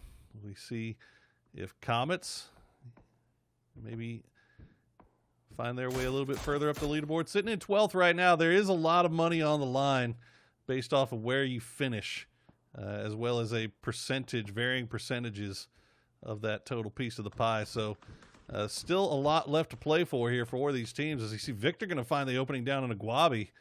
We'll see if they can flush that out or if it's just going to be a little ADR farming. I'm looking at the map. All teams are inside the next circle. We saw a little bit of a struggle there, a couple of rotations. Carnage, luckily, I guess I can inform you all, able to group up as all four. But of course, Illusion and SDK on this west side, I think they're in the roughest position right now. But the circle is so close to being done with, I don't think any more fights are really going to break out for the next 30 seconds. No full sends, surely. A couple of pot shots. If there's a player caught out, they're going to get punished for sure. But looking at Veritas, overlooking Carnage, Illusion making their way across this road, at least Freemy, right next to Hardships, could get punished. But I think on the western side, it's all going to be on SDK. You can see Hardships shooting at them. They're not shooting at Illusion. They are shooting at SDK, who are, they're probably going to have to move the next 5 seconds. Yeah, SDK, we were looking at how far north, basically, where they're going to decide to go. And it looks like they decided to pull up on those cliffs for at least for the early part of that circle, to see if they can use that high ground, maybe to take some shots down towards Illusion, down towards Hardships. They don't seem to find anything, but looks like they have already scouted out their next location. Alo full sending it, and he is going to go right into Lageria, and I believe they know that is completely unoccupied. So good job from STK of having their next rotation path scouted out already. Wouldn't expect any less from those boys, though. Trolls, though, it's a bit of a rough thing for them. We saw Aguila take a lot of shots earlier, taking even more on this transition. Bit of a split for them, and quite a wide split, especially considering how late into the game that we're looking at right now. Well, it's a wide split, but it's on the edge. It's on the very northern edge. The only team that they have to really worry about off to their north is 303, who's also doing an extremely wide split, and then Duel, who's doing something. I'm not sure. They just rotated all the way from Chumacera all the way to the north side. I'll have to see what they decide to do. Shoot to kill. Meanwhile, looks like they did end up losing Civ in that rotation. I'm not sure who knocked him there. If I had to guess, maybe Veritas or Dodge. Looks like they had the angle. But yeah, look at Duel, man. They're right on this northern side. Looks like they were scouting out maybe spots to play in from the north, but didn't really see anything, and now they're just kind of hovering. That's very dual, though. I feel like that's you could say about a lot of their games. It's sort of just hovering around. I'd like to see them start to pull the trigger on engagements, on rotations, on anything just a couple of moments sooner. Well, I mean, they look at now. The got, blue is coming in. What are they going to do? Just drive across and now take this warehouse from Relo and Snakers? Looks like they are going to, and it looks like Oath is going to go ahead and hop in the vehicles and just dip on out of there. At least Relo is. Snakers, yep, will be right behind him. So Duel going to go ahead and force Oath's hand there a little bit. That being said, I mean the gas station right off to the side that you see for Duel, that was completely open for him as well. But once again, they're just playing from the edge here, and yeah, I mean there's not really a whole lot to be seen, and they're just going to end up having to do the same thing again here shortly. I mean you would assume, unless they get a hard shift to go in their direction. Oh god, Jeez. what a great return by Padcaps. I was about to say Duel, if they can deal a That is little bit of damage disgusting. to Oath, they can maybe push in, but that's going to stop all of that. Slap, it's basically like a little bit of a water bottle spritz on a disobeying cat. That's what Padcaps just did right there. Yeah, Pat Next circle, though. definitely feel. Look okay. at that Duel. Okay, Look at all that. right. Wow, There okay, you so go. never mind. Duel Wooly's knew a what they were genius. doing I take this it all whole back. time. And Sonic's never gets the center of the circle, but let's go ahead and give it to him here. Why not? As God, that sucks. For, That really is that the storyline sucks for of this. literally everybody. But you know what? That being said, this could be a case of Sonic getting that center circle curse, where nobody comes anywhere near them, and they end up sitting on 0 kills all the way into the late game. Oh no. Yeah, I know. I'm sure they're really ripped apart by that, but hard shifts, I'm sure, feeling like they would much rather have Sonic's position right now, as they're getting picked apart by Zenith from the high ground. Boy, Greg Shad just off in the distance. Radiance now having to push in. We saw them take a little bit of area earlier on, but now up against the Comets. Good initial knock against Victor. The rest of the Comets are nowhere to be. Well, no, actually, they're spotted right out in the open. Very little cover that they're hiding behind right now. Is Monty actually coming to try and revive Victor? That is a bold send. They don't have to move forward to get into the circle, but they still have to move at some point, surely. No, that's not going to happen. A good knock against Gaxi to slow down the Radiance push. This could allow Comets to stay as 4. Oh, look at Melon and ATC holding on to that 2-2 split maybe a little bit too long. Marcelet going to pay the price. Melon just going to be hanging out by a tree for the time being. Aguila and Norcus way off in the distance. They might be able to provide some long-range support, but that's going to be about it. The only hope here is that maybe Dodge takes away the attention as they're pushing in behind. Shripsy did but this last no. game. Why doesn't it work for me? Oh, okay. Aguila! All right, never mind. Oh, Mime finds him. Ah, shame. Still, a good knock there. A good attempt to get their player out of a rough situation. Yeah, and this is pretty much exactly what you expected to happen to Comets when they decided to go for that res. Yeah. Not sure what the play was there, but yep, they end up paying the price. 2 picked up from McCoy. Radiance now moving in from that south side. Now they are going to have to push in to Comets once again once they get to the circle, and then there is still quite a few teams on that south side. Shots going back and forth. You can see the kill feed just lighting up as everybody just kind of running into everybody here on the south side. And nobody looks like Veritas going to pick up a couple. Illusion might have traded back. Fabled somehow get Greg shot in. Hard shift, still 4 strong, but they're outside of circle and they're getting pinched a little bit by Liberate. And we'll see what Radiance decides to do as they start making their way in. Illusion, I think they may have spotted out. That could be a great grenade. Yeah, it is. Top dog with the double. And unfortunately for Veritas, Sharpshot, what are they even looking at right now? They're not in any position to defend their teammates. He goes up to the second floor to try to get it. Penta gets absolutely roasted by Top Dog.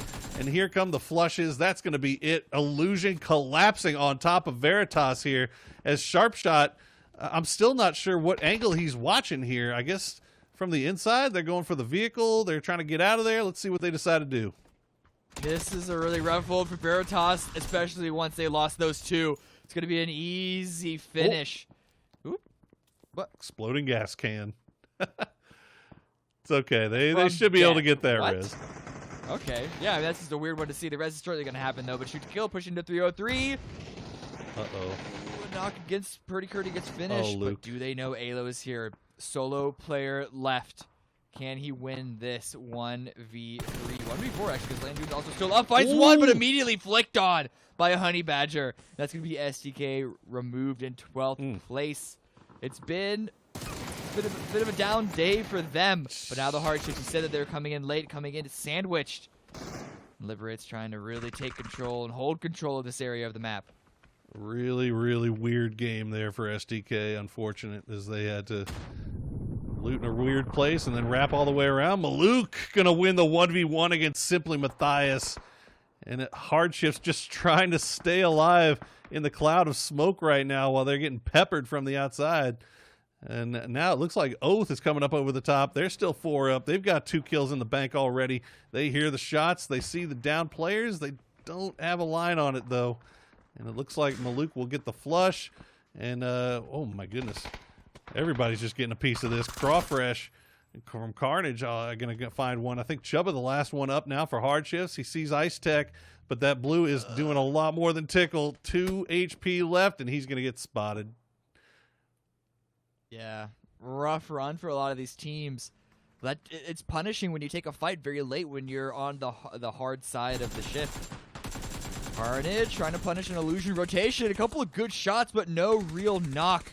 Ooh. There it is. Dreamy does finally go down. It is just Icy Flex remaining does stop and has a teammate in his vehicle as well. So it's still a 2v4. But Carnage 4 up, pushing in, able to take this ground with ease. Couple of smokes come out. The counter nades look strong. Great utility usage coming out of Carnage right there. And then the shots to clean it up. Illusion gets eliminated in 9th place. Carnage looking like that old team that we used to get excited about, cruising around looking for kills. That's where they're at right now. Still 4 strong. They've got Ice Tech, the Snake from Liberate. Last one up. We'll see if they can spot him out. And, yep, there he goes. Crawfresh going to pick one more up. And now Carnage has complete control over the south. They do have Oath just off to their east. Sonics, once again, still have the compound right dead center. 303 all the way off in the northwest. And Dodge doing kind of a weird 2-1 split. But they have 3 up. Yeah, it looks more like Corsac just got caught out in rotation and couldn't group up and is stuck there. But hey, that might come to something in the future with the phase 7 shift. Maybe. Who knows? But Oath here, wrapping around from the south, doing what we saw Sonics do on a previous game, but can't get any knocks. Snaker is a little bit upset about that. You have to imagine, because now Carnage are giving back in kind, keeping them pinned down. And the blue is going to start moving in 20 seconds, and Carnage, they're moving onto them as well. This is the aggro Carnage. Where have these guys been the entirety of PCS2? They qualified as one of the most entertainingly aggressive teams. And, well, they've made their way into back into that mindset on the grand finals. They're feeling it right now, pushing into Oath. Oath taking a little bit of pressure from Sonics as well, and now the blue has arrived. Carnage still pushing. Meanwhile, Duel going to crash onto the duo from Dodge. As Crop and Finna try to hold off the push. It looks like Duel. To say that their compound crashes have been suspect is to be kind at best here. But Duel keeping things alive for right now. Meanwhile, you can see Sonics just feasting off of what's left of Carnage and Oath as they are getting pushed in by the blue. Looks like Oath has managed to break line of sight for the time being. But look at all Balefrost, Pat going down to blue. You hate to see that. It's down to just Snakers. And I'm sure Twitch chat is going wild right now. Sonics, kill him. Kill the enemy. Give us our EP. Yeah, he also goes down to Sonics. Sonics is shooting at anyone and everyone that they can. They're going to have to move out of this compound eventually because it's so hard on the edge. But that knock against Cherry, that kill against Cherry just means that Danny G and Lamp and Wooly, it's so much more difficult to push in onto Dodge. Fortunately, leaving the compound, Wooly spots out the first. Gets the knock instantly. And a good flush. But over here, Snakers finds one, immediately traded out. It should be an easy revive here for Sonics to stay S4. And that is Oath taken out, dusted out in 7th place. As you said, Mime should be getting rezzed fairly easily here. Nobody really in a position to do anything about Sonics for the time being. 303, meanwhile, has left their compound. They're wrapping around to the south. And it looks like Crop, the last one up for Dodge, causing some problems here for Duel. Although Wooly did land the nice shots there onto one member. It's going to be still a little bit of a pain in the butt for them to get rid of this last player, as the circle does cut all the way to the southwest. 303, loving that. Carnage feeling pretty nice about it as well. We'll have to see how Sonics makes their way in here. Yeah, Crop right now, his only job is to make Duel's life miserable, because Duel, they can't retreat, and Crop's going to shoot them in the back. But if they focus on just all running in on a Crop, if he gets it down, it's going to slow down their push into ATC. They have 20 seconds where the blue starts to move in, and 303, as you can tell, already has an angle. Smoke wall is coming out for Duel, but it's still going to be a hard press into the top 5, much less the next phase that they can get in up that hill. Crop is eliminated by 303, so that's a little bit of a what is it? Reprieve. What's the thing that the dove gives? The peace, the gesture of peace. Yeah, I don't know. Chat, let us know. Yeah. Well, I'm sure chat will let us know if we're stupid and don't know something obvious. Wooly going to get spotted out by D-Rich, get flushed out by the Badger. Danny going to go down to blue as Duel slowly falling apart here. Not really much that they can do after they had to try to cross that road. 303 just had them completely dead to rights. Meanwhile, Sonics has managed to make their way in on the edge of the circle. They've got ATC in their sights right now. ATC, 0 kills. They do manage to make it up into the top 4, though. So, I mean, this is kind of the old ATC that we got used to seeing. They always made it to late game, but they just rarely managed to find kills. Yeah, this time around, they weren't in position to really farm kills, which is where they've had their most success kill-wise. And, it's a hard press for them. Goes out to the blue, so at least it's a potential denial of points if it doesn't get picked up in the smoke. But Norky's able to make his way inside, just barely behind a ridge. Yeah, so Aguila is going to go out down. Point not picked up by anyone. Norky's, what can he do from this position? I don't know how much further he's going to be able to crawl. Able to drag the rest of the team behind him. I mean, all he's got to do at this point is just stay alive, see how long he can last here in the top 4. We'll see what Sonics decide to do. Mime, as his want to do, playing a little bit more on the aggro side. Sees a nice little crate falling in front of him. We'll see if he can get a little come up as far as armor goes. 303, meanwhile, using their opportunity to spread out across this final circle from west to north. And they've got multiple angles here. Carnage, I believe, is just barely inside the circle. I'm not real sure. It's hard to tell. It's based hard on that yeah. map. But they have obviously been spotted out by 303 and Sonics. The second they try to leave that thing, they're just going to get absolutely roasted. So it looks like Sonics just want to come down here and try to clean up ATC before they have to turn their full attention back towards 303 and Carnage. Man, imagine saying that this is a low kill game for Sonics when they're sitting at 5 in the late game. It is a little bit on the lower end, but still. I mean, we had the whole 16K club, or 16 club, right? The 16 points was the thing that we just hardly ever saw, and it seems like we're just getting it all the time now. Well, we saw a lot of it in early last year. But then we saw less and less of it, I guess, because teams got better, macro got better, kills hard to come around, a little bit harder to come around. You couldn't just feed in the center team. I mean, ATC tried their best to do so. A bit of an embarrassment of riches. Well, if nothing else, this has been a great game for 303, which is what we've been wanting to see for a long time. These guys looked so good in the regular season, and the wheels just kept spinning out from underneath them the entire grand finals. Could not seem to get anything going. Now they've managed to get 3 up into the late game here, top 3, and we'll see if they can collect a few more kills. We'll see if they can actually give Sonics a fight here. It hasn't pretty much everybody's been finding themselves facing the Sonics when it comes down to the top 2, it seems. As Sonics constantly finding their way there. But we'll see if 303 can do a little bit better. Maybe get the dub. Yeah, it's hard, though, because Sonics have 4 up. Very They have a little tough. bit of high ground. 303 have a little bit of a spread. D-Rich, I think, especially on the top side, I think has a good angle if Sonics are peeking onto them. Unfortunately, Sonics, they're just constantly peeking, re-peeking, really fast peeks with their DMRs, and they're not getting any knocks with it, dealing the damage, and they're slowly pushing themselves forward while they do it, taking control of the center position. It's 303 are going to become huge, but Amali, another one coming out from H-Win onto D-Rich. Now a 2 versus 4 because, sorry, that teammate's not getting revived. Honey Badger holding the line. A couple of shots, but no knock. Oh, my God, Mime. Oh, that was absolutely filthy. They just completely dismantle 303. Voxic going to hide around the clouds here. He's going to see one side coming. He's not going to see the other as Sonics 4 up dominate the last game of the day. Dominate the first day of the last weekend of these PCS2 Grand Finals. And I don't know, Cam. It might be done. It might be done.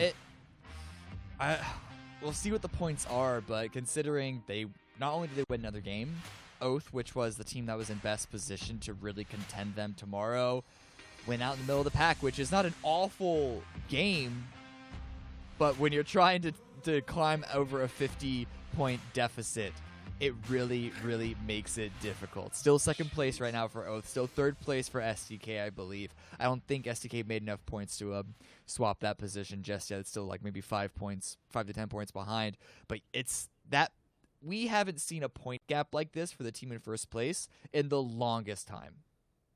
Yeah, no, this has been an absolute display of power, of just dominance by a team that's 100% confident in not only themselves and what they're capable of doing, but they have complete trust in their teammates, in their shot calling. They know that if somebody says that they've got their back, then their back is covered. They're completely have full trust in their teammates. So you love to see it. I'm happy for all of our bandwagon fans. I'm happy for all you real fans too. I was just kidding, guys. I'm happy for all of you. Good job. But let's see what the analyst desk has to say about this last game of the day.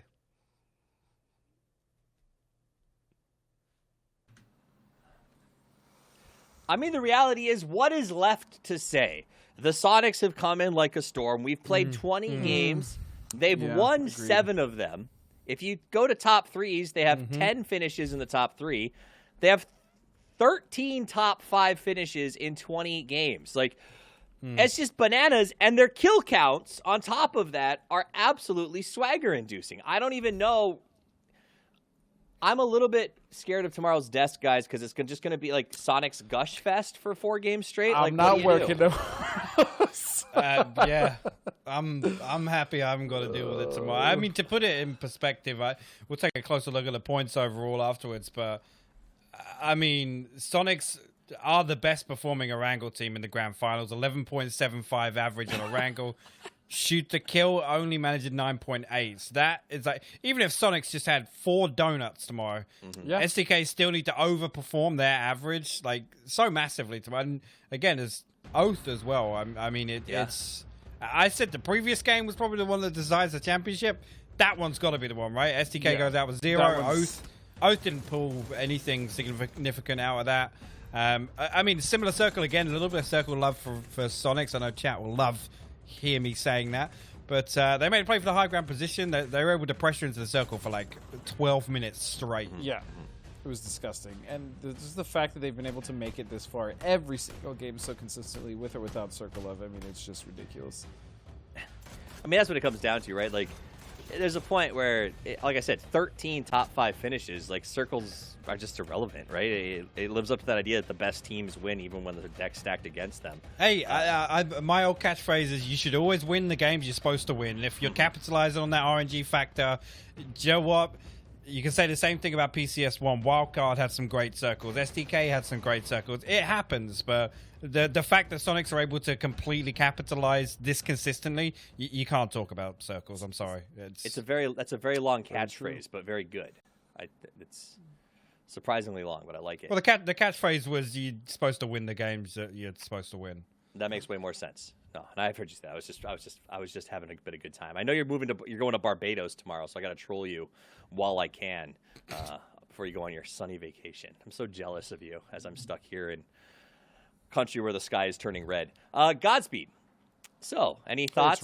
It's red over here too, man. I'm in California. So. I know. Good luck to you. I've seen the pictures. That's pretty wild. So, thoughts as far as this tournament goes? Sonics.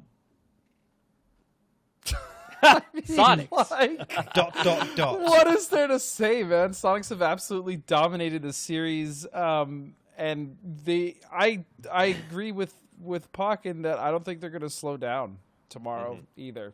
Obviously, I'm going to be sitting here watching the games.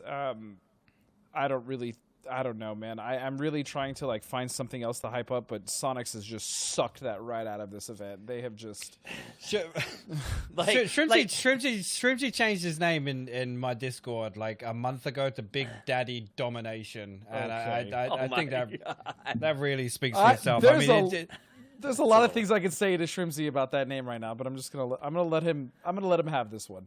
You know what? Let's show the match leaderboard, guys, and talk about that. No, but I think you're right. It absolutely has been. And I think it could be read almost like we're annoyed that the Sonics are doing so well. But the reality is, we're proud of the performance. It just means that they're all that we're going to talk about for the most part because there is no competition for finishing in the top 16 this time around. Let's take a look at that leaderboard. Go ahead. I was going to say, to be fair, 303 and Illusion, this is their second game where they've had good games. They're finding a little bit of consistency. I'm sad that it's at the end of the day as opposed to during the beginning. But yeah, looking at 303 and obviously we have Carnage and Liberate here as well. But Illusion and 303 are the teams that I kind of harped on the most at the start of the broadcast. They're the ones that have started to rise to the occasion. So yeah, they're not going to be winning this tournament, but that's really important for them going into potentially breaking into the top 6, even. And that's what I want to see. Sure, we've talked about it to death. Sonics is doing insanely well. They will probably win, although I'm not going to leave out STK or Oath yet.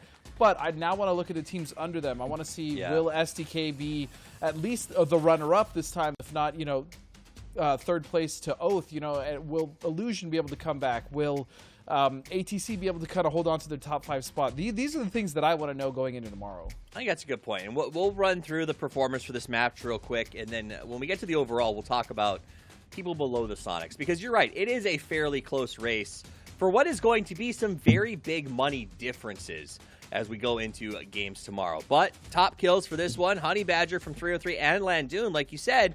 Icy Flex, Crawfresh, Ice Tech, these are names that we have not been able to see up here lately. A good game for all of them, Hypoc. I was going to say, I think that's the first time we've seen those teams actually posted on the top 5. We've been so used to just seeing a sea of soliloquy green, yes.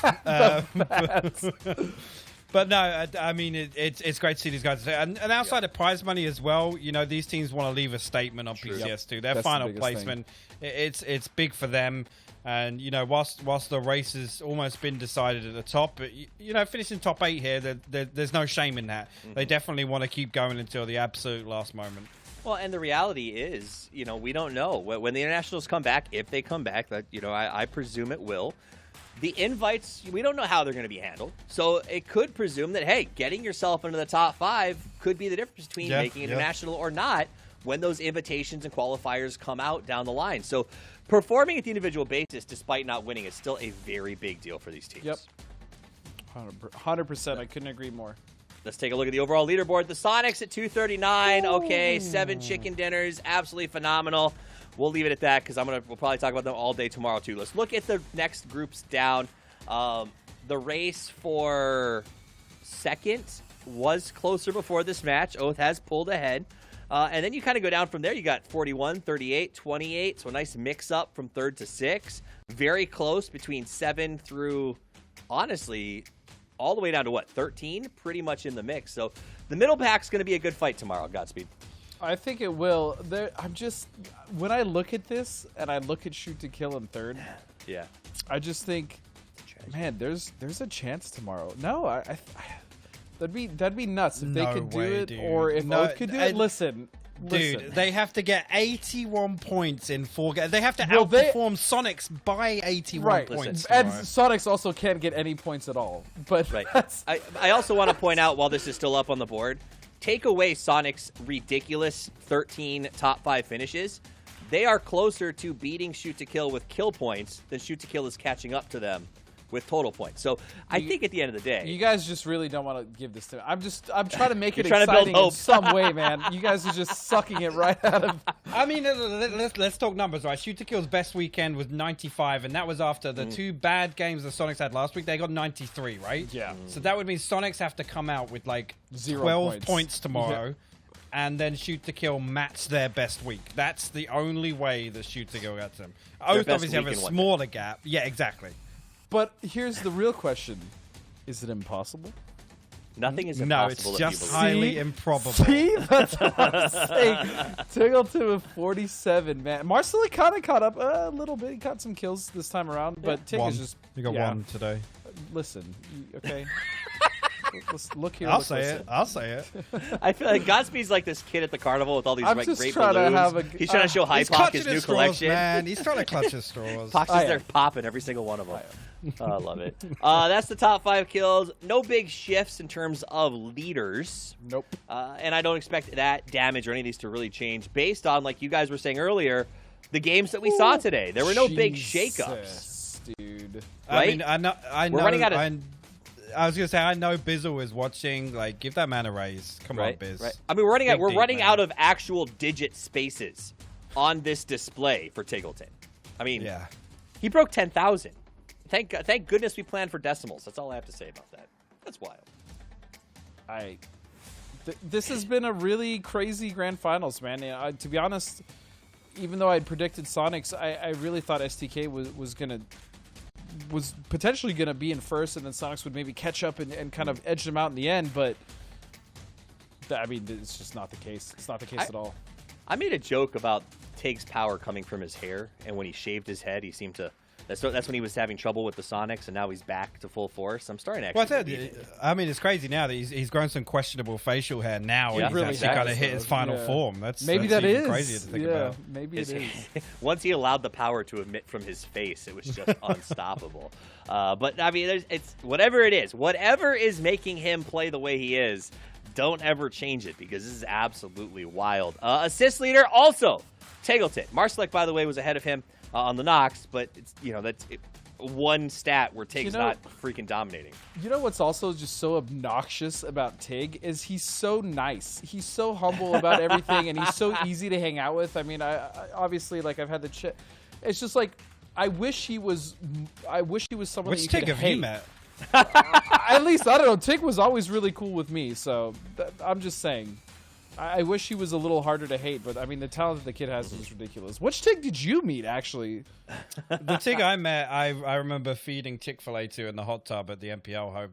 Exactly. So what- that's the Sounds Tig like I the met. kind of person you So want to hang out with. Yeah, what would my statement? I feel like our statements are the same, really. I don't know. His ego is part of his charm. I think he's one of the few people that can play off the balance very delicately. And True. You Big true. can't hate him. I think that there's an upcoming segment called "Tell Us About Your Tig," and we'll do an interview of everybody's. I got Tiggleton some Tig experiences. stories. I got some Tig stories. After the performance in this event, I think he deserves to have his own tribute interview segment. If not nothing, maybe an interview or something coming up here because it's been absolutely incredible. Guys, that's the end of the second to last day, penultimate day of this event. We got 4 more games to play. I don't want to say it's an easy, we know who's going to win this one, but it should be pretty interesting. Let's take a look at the overview, the schedule, what you guys need to know as we get ready for the last day of play. It is the last day of play. We're going to be here tomorrow, North America. Same time, same Beautiful place, throw to same yourself. teams. Well, what can you do? And then obviously we're the only game in town tomorrow, and then after we wrap up, APAC and EU will have their weekend to finish things out, so make sure you tune in here in the same channel. Those will be some pretty good events. But the main takeaway is come back tomorrow, see just how close to the sun the Sonics can fly. And I don't think these guys have wax wings. I think they're going the distance. What if they just fly right through the sun, dude? Like, screw the sun. I think Tig is his own son. The rest of the NA PUBG community is literally orbiting around him at this point. Little chef's kiss, okay. Right? The prodigal son of NA, yeah. From AU. We've welcomed him back. I do want to tell you guys, we appreciate you checking out PUBG Esports with us, and you can go even further by heading over to TikTok at PUBG.esports.official. Tag hashtag esports for all and PCS2NA on your PUBG TikTok content, and you could get featured on our next broadcast. Say that 5 times fast. Remember, Season 8 is out now. Hashtag live to survive. It's the best place to go when the broadcast is over. Get in the plane, drop out, and live out your inner Tig. You want to do it. I know you do. Guys, that's it for us today. We're back tomorrow. Don't miss it. It's been a blast. Hypoc, Godspeed. It's been a wonder having you here. Enjoy your time off. I can't wait to see you guys again. From myself, Poro, Matt, the guys here, Clover, who'll be back with us tomorrow, and Cammy D, we appreciate you watching. And until we see you again, play more PUBG. Have a good night, guys.